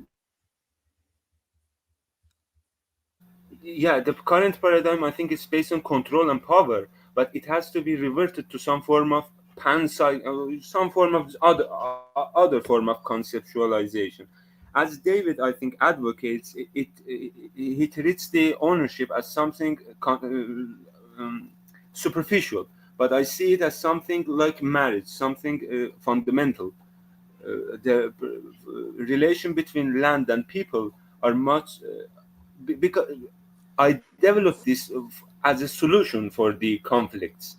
We want to Well, be you'll a have to prosperous present earth, that and we Well, want. in a I want to maximize love. I can give some credence to GAPA in the sense of understanding where you're coming from now. So, and correct me if I'm wrong, but panpsychism is the idea that everything has a bit of consciousness in it, that consciousness is a sort of particle that exists in various amounts between various objects. So, for example, this pen would have less particles of consciousness than myself. Is that a good yeah, general way of sparks. explaining We it, talk. Gappa? We call it nitzotzim or nitzotzot in Judaism. Sparks, holy sparks. Only a conceptualization of the thing, because we don't know what really is going on. We just approximate it with this form of. Perfect. But it's at the end of the day. Although I believe in the concept of holy sparks, and we are not of the same religion. You have a different religion from me, but we have a concept in between us which we agree on. It's not universally accepted, and it is at the end of the day superstition. We have to recognize that. What we need to deal with really are issues of violation of of people which can objectively be regarded as people who have a consciousness by all people concerned, by all people concerned. And if there is uh, uh, um, a particular superstitious belief, then it would be polite to speak respectfully concerning that superstitious belief of the other, but it's not required. I don't think it would be required. I mean, again, it comes down to a discussion under international law and how much we can agree with the others involved on how much we're going to respect such concepts. But we cannot expect people to automatically respect such concepts immediately out of the blue without discussion just because I say I believe in this and everybody has to respect my point of view. I'm sorry, you don't just get respect that way. It does have to be earned through. I would say it would have to be earned through rational discussion, through explanation from emotional expression of emotional reasoning in a respectful and admirable way, through poetry, through art, through music, through film, through theater, to express ideas which maybe will catch the consciousness of a broader population so that more people can But say, yes, I come this on board with idea that. I agree with could that too. this idea could catch people's idea, right? Because spiritualism can be a convincing thing, right? Yeah. And like we can see, I mean, the kind of one of the weirdest examples we could use of this is how like people in the West gravitate to like Pocahontas, right? Like Pocahontas, yes, it has its massive problems to say the least as a Disney movie, but right, people will gravitate to the idea of like the connection with nature, the spirituality, right? Like those who like can talk to the trees and see the colors of the wind, right? Mhm. So there is a romanticism here that actually is attractive, is appealing. The issue with the sort of pan psychist argument, Gappa, as you present it, as I see it, correct me if I'm wrong, is that one, how do we trace back the lineage of people, right? As Ghost Butterflies puts well, like we're all mutts to a degree, right? Like I'm Yeah. myself am a a European mutt, right? Like I have ancestry that's direct from Iberia, the United Kingdom, and Estonia. So where do I belong? Like, do I belong in Cuba because where do I belong? Right? No, like it doesn't, like, to trace any person back to one nation is very difficult, to say the least, which is the course of human history. But number two, if we're talking about the original conscious inhabitants, okay, animals were here first. Let me get out of the way, right? Like it would also then make the claim that certain tracts of land belong to certain animals. But again, the first animals that arrived in a certain place, one, are gone because 99.9% of all species that have ever lived have gone extinct. But number two, like animals also kind of arrive at the same time to places. And so, yeah, it creates this complication of like consciousness. It's like, how conscious, whose consciousness? Should it just be human consciousness that's prioritized, right, in addition to those problems of like tracing anyone back to just one particular nation? You made a very good point about the animals there as well, because that's something which, if we are going to start saying, well, okay, these humans are tied to this area, I don't think, I mean, humans cannot be said to be tied to any particular location on the planet, but there are such things as indigenous animal populations, certain animal species which only occur in that part of the world. Panda bears, for example, in China. You don't find panda bears anywhere else in the world, only in China. And so that they actually probably would have more right and more ability to prove their connectedness to that land, and then probably would therefore have more right than any human population, regardless of what languages we speak, to that land. I could bring in some kind of interesting thing here. So I obviously descend from refugees in Europe of Jewish origin, Hebrew origin, and the question is, where do I belong in Europe? Is a big question. I mean, we're from all over the place. We're from Italy, from Ukraine, from Ireland, from Scandinavia, from France and Germany, and all over the place, in Spain. So we're from all over the place.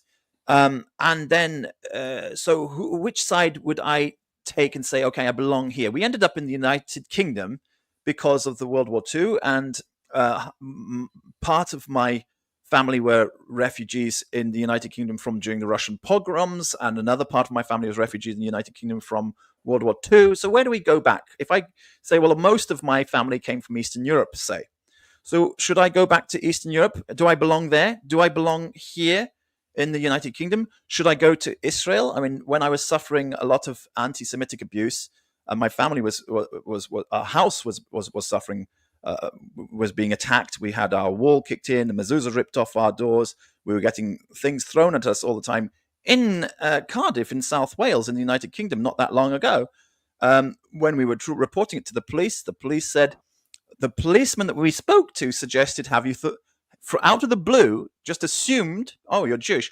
He said, have you thought about going back to Israel? It was a strange thing to say to somebody, because they are being victims of anti-Semitic abuse and victimization. Have you thought about going back to Israel just because they're Jews? Well, that was a weird thing to say, but it did make us actually start thinking. My family hasn't been in the land of Israel for 2,000 years. Neither, has my wife's. So where do we go? But okay, the land of Israel is supposed to be a place where you go because you're not going to be able to, you're not going to suffer such things. So we made Aliyah. We moved to Israel. But Israel's an insane place. It doesn't make any sense for us to be there.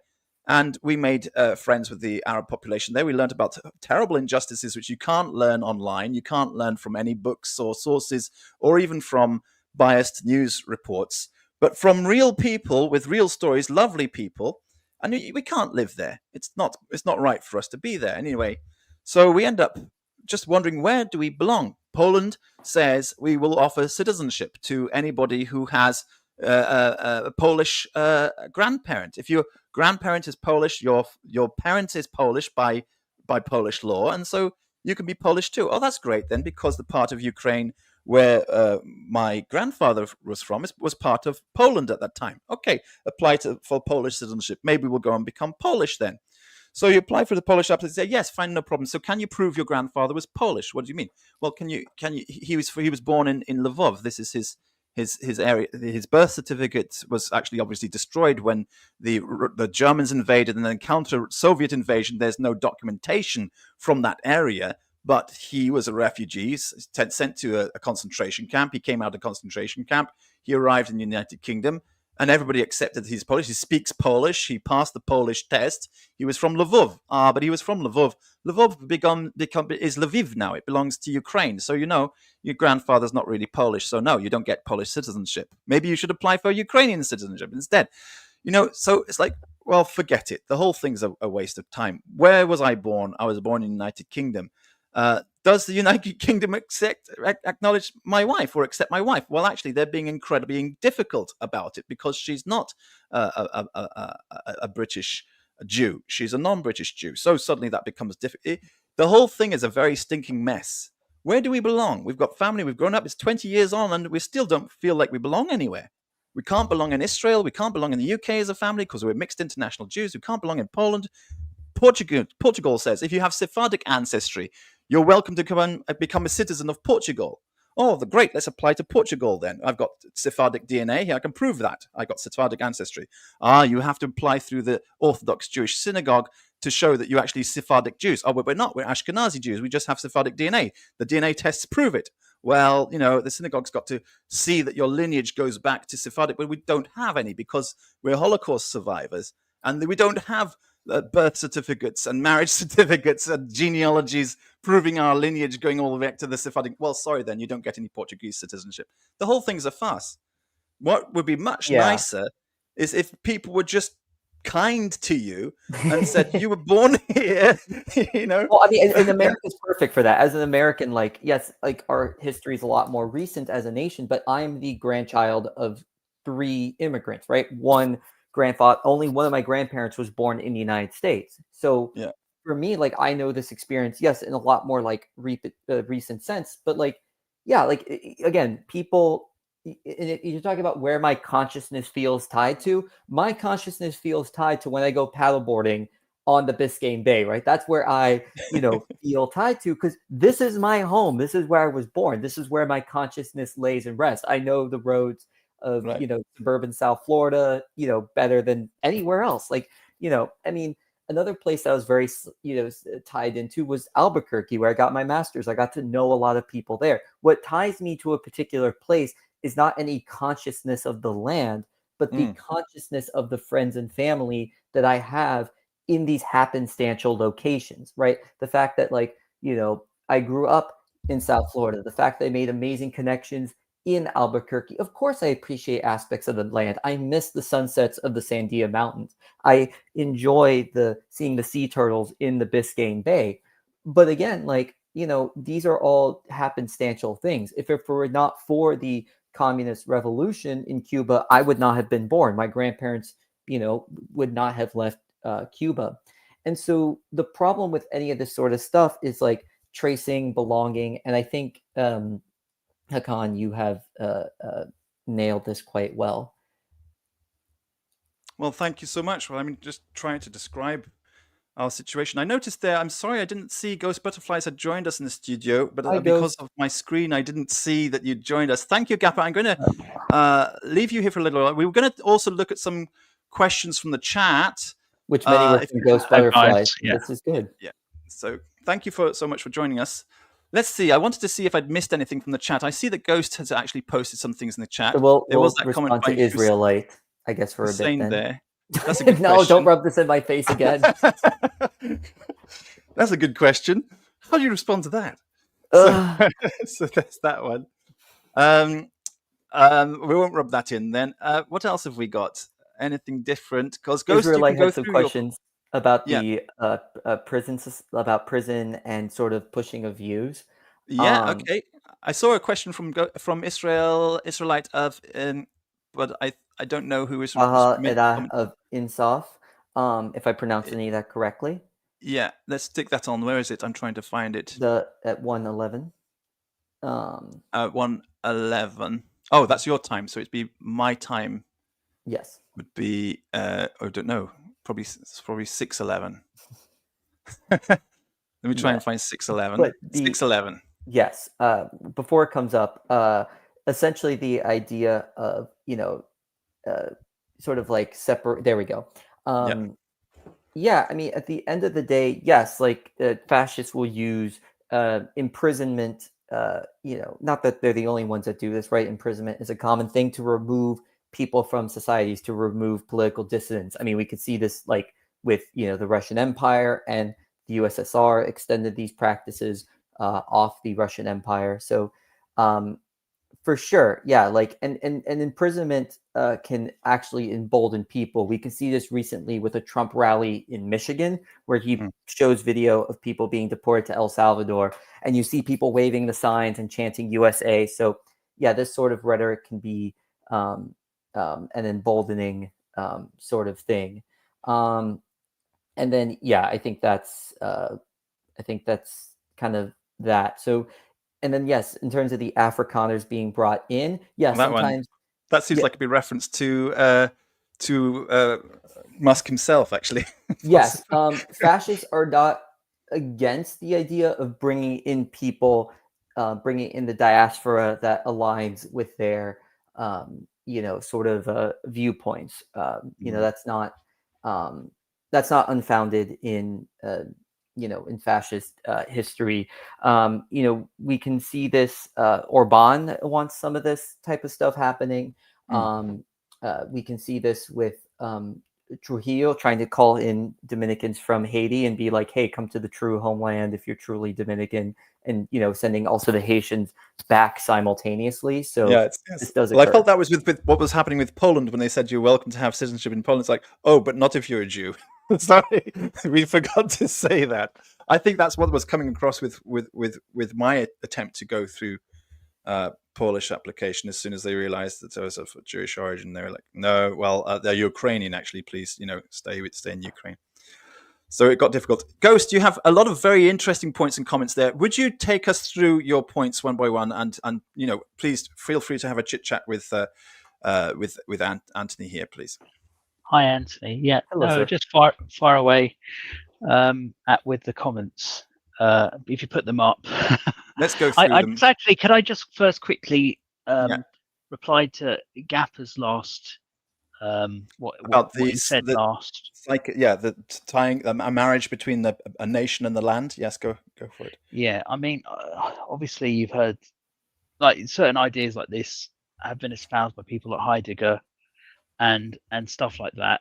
This idea that somebody's tied to land, but if you're looking today at the kind of intelligences that are being developed, AI, for example, I mean, they are generally tied to kind of computer systems, and they don't necessarily have an immediate connection to any land.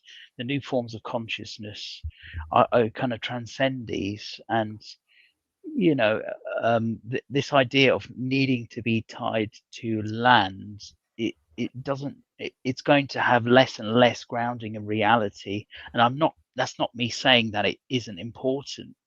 Absolutely, I'm sure it is for many people, but as this reality is changing and it's being sped up by the technocrats in Silicon Valley, essentially consciousness itself is less and less tied to land. And even as you're looking at your computer screen and you're getting all this online information, your consciousness is being tied there. It's being tied actually, to some you're being data wrapped center up in a somewhere. particular social network. Yes, Absolutely, and you're not really being tied to any particular lands. It's kind of becoming more and more kind of a contradiction in terms, and I mean, we can address that, but I also wanted to. One of my comments was about. Well, before getting to your comment, I Yes, want to say that sorry. like Heidegger is a great example, because he was tying his nostalgia for the Black Forest as a way to counter more and more of our gestalt going into technology, right? Obviously, this was pre-computerized technology, but Heidegger saw that ingratiating oneself into one's nation, one's land, as the contrast against technology. So it's a great example, Ghost. No worries. Well, it's it is probably kind of relevant to these certain ideas like that are being kind of resurrected, and we do have to be careful with these. I did also want to address one of my comments about hypernationalism and how there's a contradiction Is in that this one? terms. Is that is that the one? No, it was. I explained it a bit more in the next comment. So essentially, I brought in if you look at Azerbaijan, for example, and Azerbaijan is becoming very hyper nationalist. I remember I was sent a video by an Armenian lady about somebody refusing to sing the Armenian national anthem at a sporting event.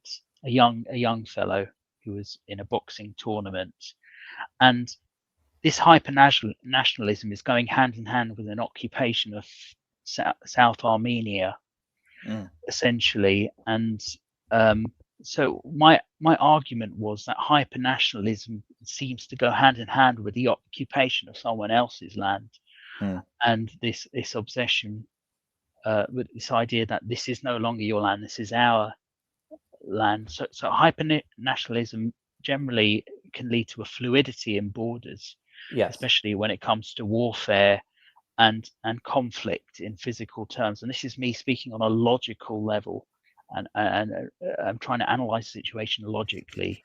And then if you look at the situation now with Poland, for example, it's seeing what's going on with Russia, and it's the electorate are taking a turn towards the EU. And you're seeing this with several Eastern European bloc countries. They're taking a turn towards the EU, and this is a phenomena where countries tend to react towards other countries' behaviour in the proximity to them, and they can become more internationalist as a result. So it can be very counterintuitive, where hypernationalism can actually undermine borders. I'm hopefully you're completely correct makes there. sense. And like, also, I mean, we can use the United States as a recent example also, right? Like the United States in its hyper-nationalism, right? Oh, we want Gaza, we want Greenland, we want the Panama Canal. And in their rhetoric towards Canada, mainly Trump directly, Canadians actually responded by being more nationalistic as opposed to international, right? So it's hard to know how anyone's going to inherently react. But again, part of hyper-nationalism is the pushing of a nation's greatness at all costs. That could mean respecting the fixed borders, if such a thing has ever existed. Like the United States is a horrible example of this, because, my country historically has been very expansionist. Just acts my, Mexicana girlfriend. They'll tell you. But, beyond that, when a nation is established, however it's established, whether through deep history, through recent history, and then it becomes hyper nationalist if such a thing happens. Again, it's at all costs. So that can include being like, oh, we have historic claims here, or it can just, include just like, oh, well, we need Greenland for resources. We need the resources. Yeah, absolutely. And never mind about the 50,000 population there, what they want. But I think their attitude is that they think that this new approach thinks that they can sway anybody's mind on any issue through technology, through social media, through the internet, through enough memes.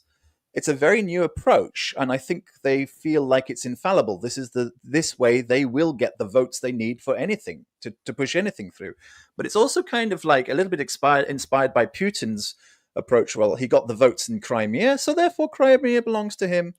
He got the votes in Donbass, so therefore Donbass belongs to him. This is it's quite interesting. Is Putin a fascist in this sense? I think he's actually resisting nationalism. If you understood my specialty is Russian and East European studies. If you understand the alternative to Putin, Putin is like, amazingly enough, the least nationalist of them all. He's very pro multinational identity of the Russian Federation, but nevertheless, they've taken this technique from him And I think that they think it's going to work. It's all you really need is to push an idea through social media enough, and as Stalin said, a lie often enough repeated becomes the truth. Yeah.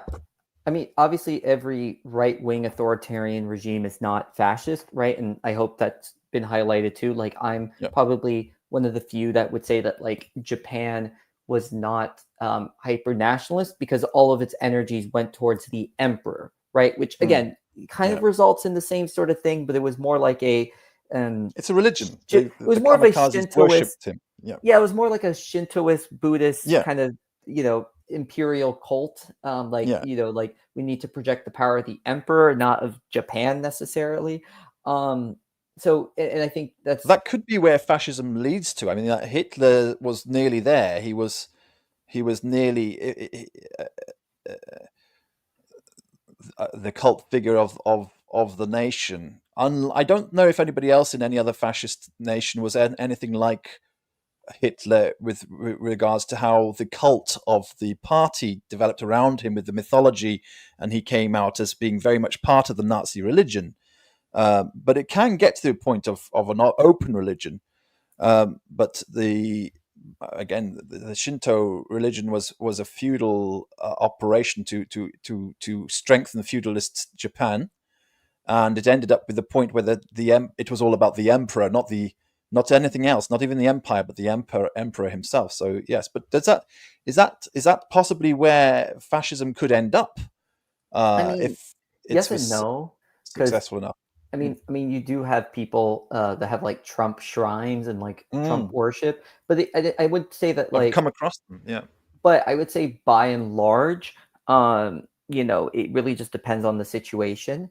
If someone's able to build up a cult of personality, which does usually happen in a fascist situation, if not always. But at the end of the day, um, you know, whether people are with the demagogue for their cult status or whether they're with them because they are just a representative of that nation, again, right? Like it's. I know I keep coming back to this, but it's the enactment of hyper nationalism, and just wrongs in general, right? Like any sort of cult status, be it the worship of the emperor, the worship of Stalin, the worship of Genghis Khan, whoever it may be, that's causing great harm is a harm. Yeah. Sorry, I wanted to ask you, Anthony, unless we want to check the comments. America, this idea of American culture and identity is very tied to its founding documents, to this idea of the Constitution or republicanism and American ideals. How strong is it, and do you think that it literally could potentially be overwhelmed and undermined by the current propaganda streams? I don't want to put my foot in my mouth before. No. You're speaking very well. I think the way that the United States projects its culture is through being the first nation to decolonize, through having the first Enlightenment government, through freedom, liberty, and the pursuit of happiness. But for most Americans, and I say this as living in the United States, these are more empty rhetoric, right? It doesn't matter how many people carry around pocket constitutions.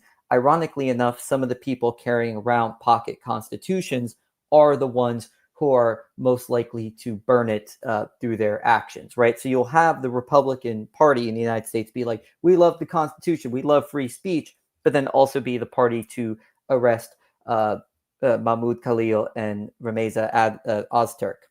And so in this regard, what really hypes up American culture is sort of the Matt Stone and Trey Parker, America, F yeah. Like it's that sort of thing. It's actually American culture is more, not universally, because Americans are all over the place. We're the third most populous nation. I'm not trying to say Americans are stupid, but in terms of like that cultural pride, a lot of it is that sort of America F yeah. It's that like, fighter jets going over Dolphin Stadium after the national anthem has been sung. American culture is by and large the projection of our arbitrary greatness, our arbitrary freedom, our arbitrary liberty, etc. of the sort, and not so much the appeals to like, you know, republicanism through the ideas of John Locke. That's a great pity, isn't it? Because I would have thought John Locke would have been a much more wonderful thing to emphasize and to focus on if you were as an American. In fact, I kind of the founding fathers, where the Freemasonry was a Noahide movement actually there. So I would really encourage Americans to start thinking about Noahide Judaism as a particularly American expression of American culture, which be a much more beautiful expression than what has sort of come out now, which is really the most crass and the most dumbed down possible version of American culture you could think of. I mean, individually, each state has got its own culture. I think, Yes.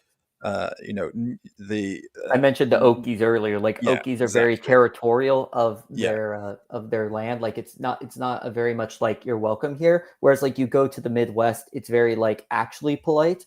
Where if you get Yeah. Southern hospitality, you get Southern hospitality if you look like me. Right. So, but what I think when you were speaking about that, I was trying to think, well, what is, you know, United States culture? Because I can think of Arizona in one way, I can think of New York State in a different way, and I can think of California in a very different way, and each one has got its own unique flavor, its own distinct. And I've never been to United States of America, just as an outside who's only experienced America through media. I can tell the distinct flavors of these distinct areas. Texas is very unique, and New Mexico is very unique. As a New Mexico guy, it's its own thing. So yes, it's but its own thing. The unifying thing, right, to answer Ghost Butterflies, is despite all these particulars, right, be it the the very highly tribal nation culture of like New Mexico and that big influence versus the very international urbanization of New York City versus the very like rural stuff going on in a place like Prague, Oklahoma, right? What unites Americans as Americans are these abstract appeals, not to the particulars of the Constitution, but the abstract appeal towards freedom, towards liberty, not in any sort of strict constitutional sense, but this idea that like we are free, we do have liberty, we are powerful, we are great, right? That sort of ability to have a sort of American dream, at least in idea and rhetoric, right? That's what you unite, a nation that has more immigrants than anywhere else in the world. You get them on a common mission of prosperity, freedom, greatness, etc. of the sort. And so, unfortunately, to me, it's no surprise that the United States went down the fascist route because of these, appeals. And so, yes, the United States, in some sense, was an appeal and a rebellion from the monarchies of Europe, and these ideas, and it offered a lot of these liberal Enlightenment ideas, but that got lost track of in the midst of like economic greatness and power and just this general projection of like an American identity versus the idea of America being like a mixed mode of identities seeking the project of liberalism. Yes, I think that. Sorry, go on, Ghost. You take it. I think it's also tied to this idea of not wanting to be responsible for your externalities, or companies not wanting to have to pay for what they put out into the ill effects of what they're putting out in society. That's really been the directive of a lot of these think tanks that were developed, from Citizens of the Sound Economy to the Cato Institute, and this idea of the citizens having to take the ill effects, and the companies not being liable, really has kind of like taken over, and really become dominant. And we're being presented at the same time, we're being presented with all these side issues, all distracted essentially, and a lot of the money behind these side issues is being a lot of the headlines are being put out by dark money coming from the same sources. I'm seeing. So it's kind of like Well, these that's related externalities to are not. the accelerationism and the reset.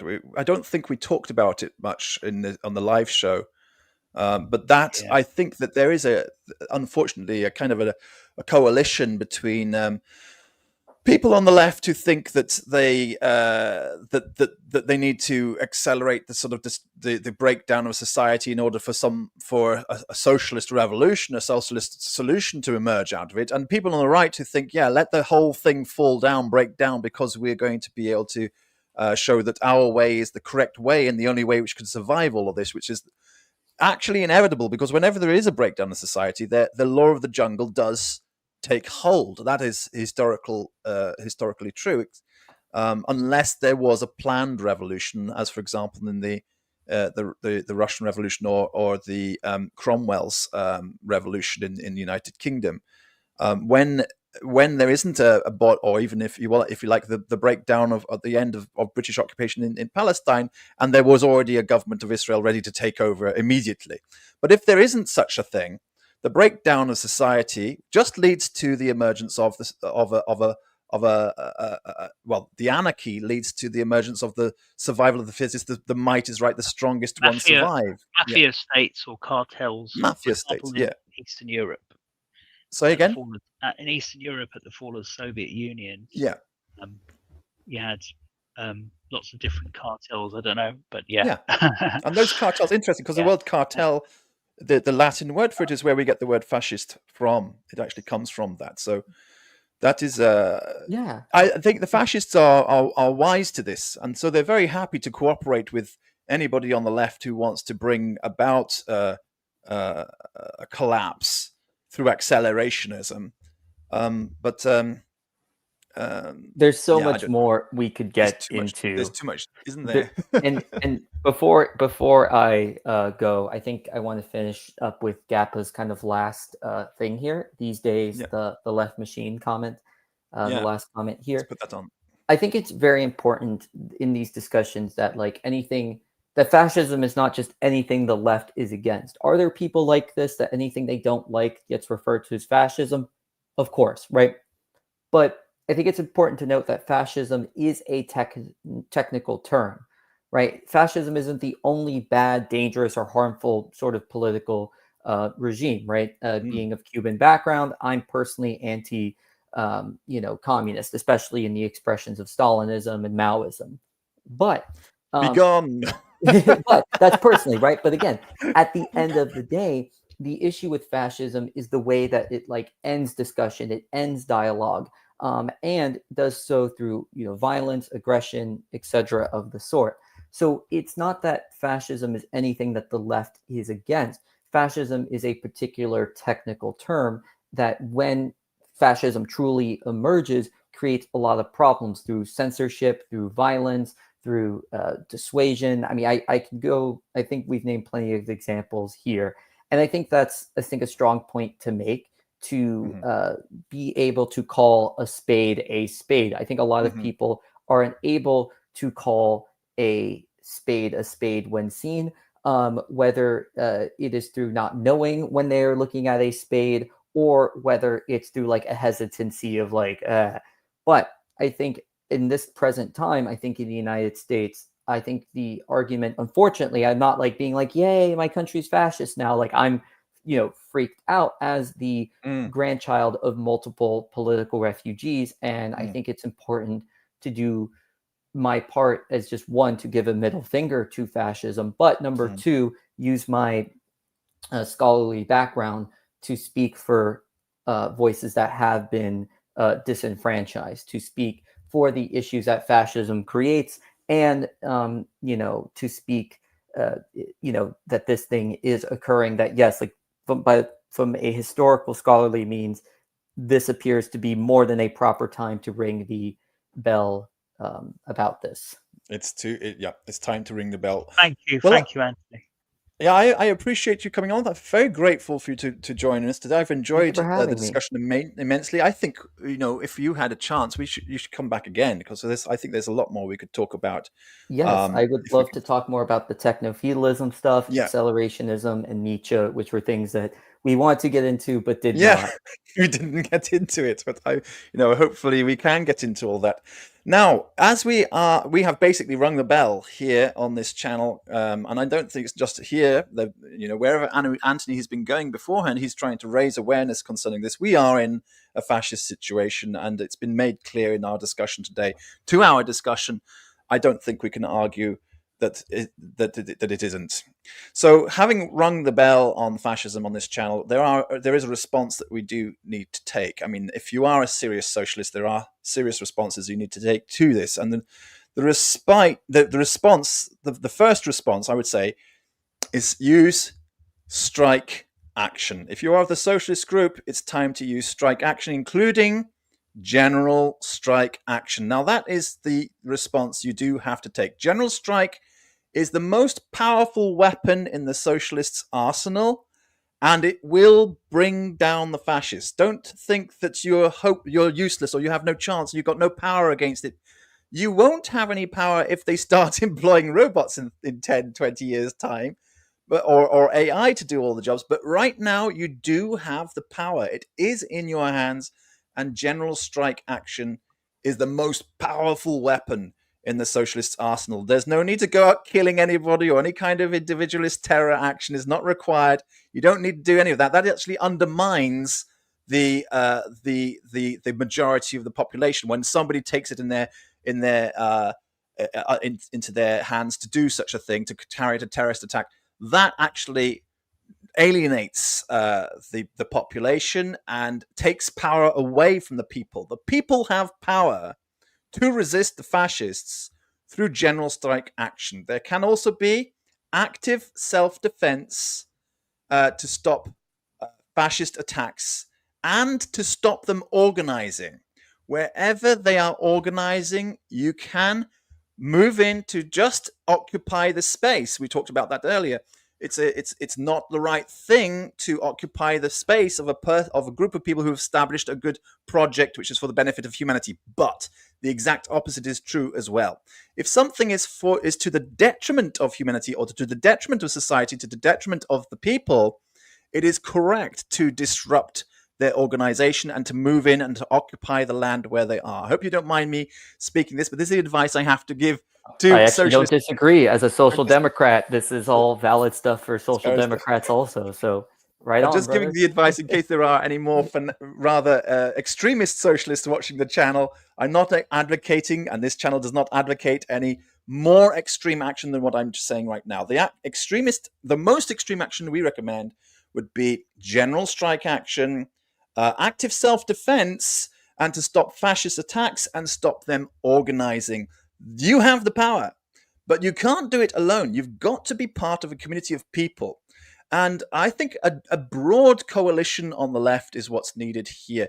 Anthony doesn't agree with me in our particular definition of socialism, but we are broadly socialist. We're on the same side at this We're point. on the same side. Yeah. Particulars aside, like what we want is for people to just live in a better society, right? To get along. Social, exactly. That's the whole point of socialism here. Ghost is also maybe somewhere else on the spectrum too, but we are. And I'm in the same place. You're in the same place. Yeah, well, there you go. So I think a broad coalition on the left is what's needed here. We need to put aside our differences. I don't think it's helpful for people to get hung up, and there are people who will get hung up on a particular, what can I say, identity, and say, well, you have to back up my identity too. For example, you have to be backing up Israel, or you have to be backing up I don't know, a particular subgroup of identity on the left. That's not helpful. We need to put our tribal differences aside, because the tribal differences is what leads ultimately to a nationalism, and the nationalism, when it pursues its ultimate maximum or extremist pursuit, is essentially going to turn into fascism. As we heard, fascism is popular because it makes use of socialist language. It speaks the socialist language and appeals to people, but it is a national socialism. It's a dumb level of a stupid level, the idiot's level of socialism. But we need so the real opposition to it needs to be a cross community response, and that's what we're always on about at this channel. That's why we promote Noahide Judaism, because it doesn't matter whether you're a Jew or a Christian or a Muslim or a Buddhist or a Hindu or whatever you are.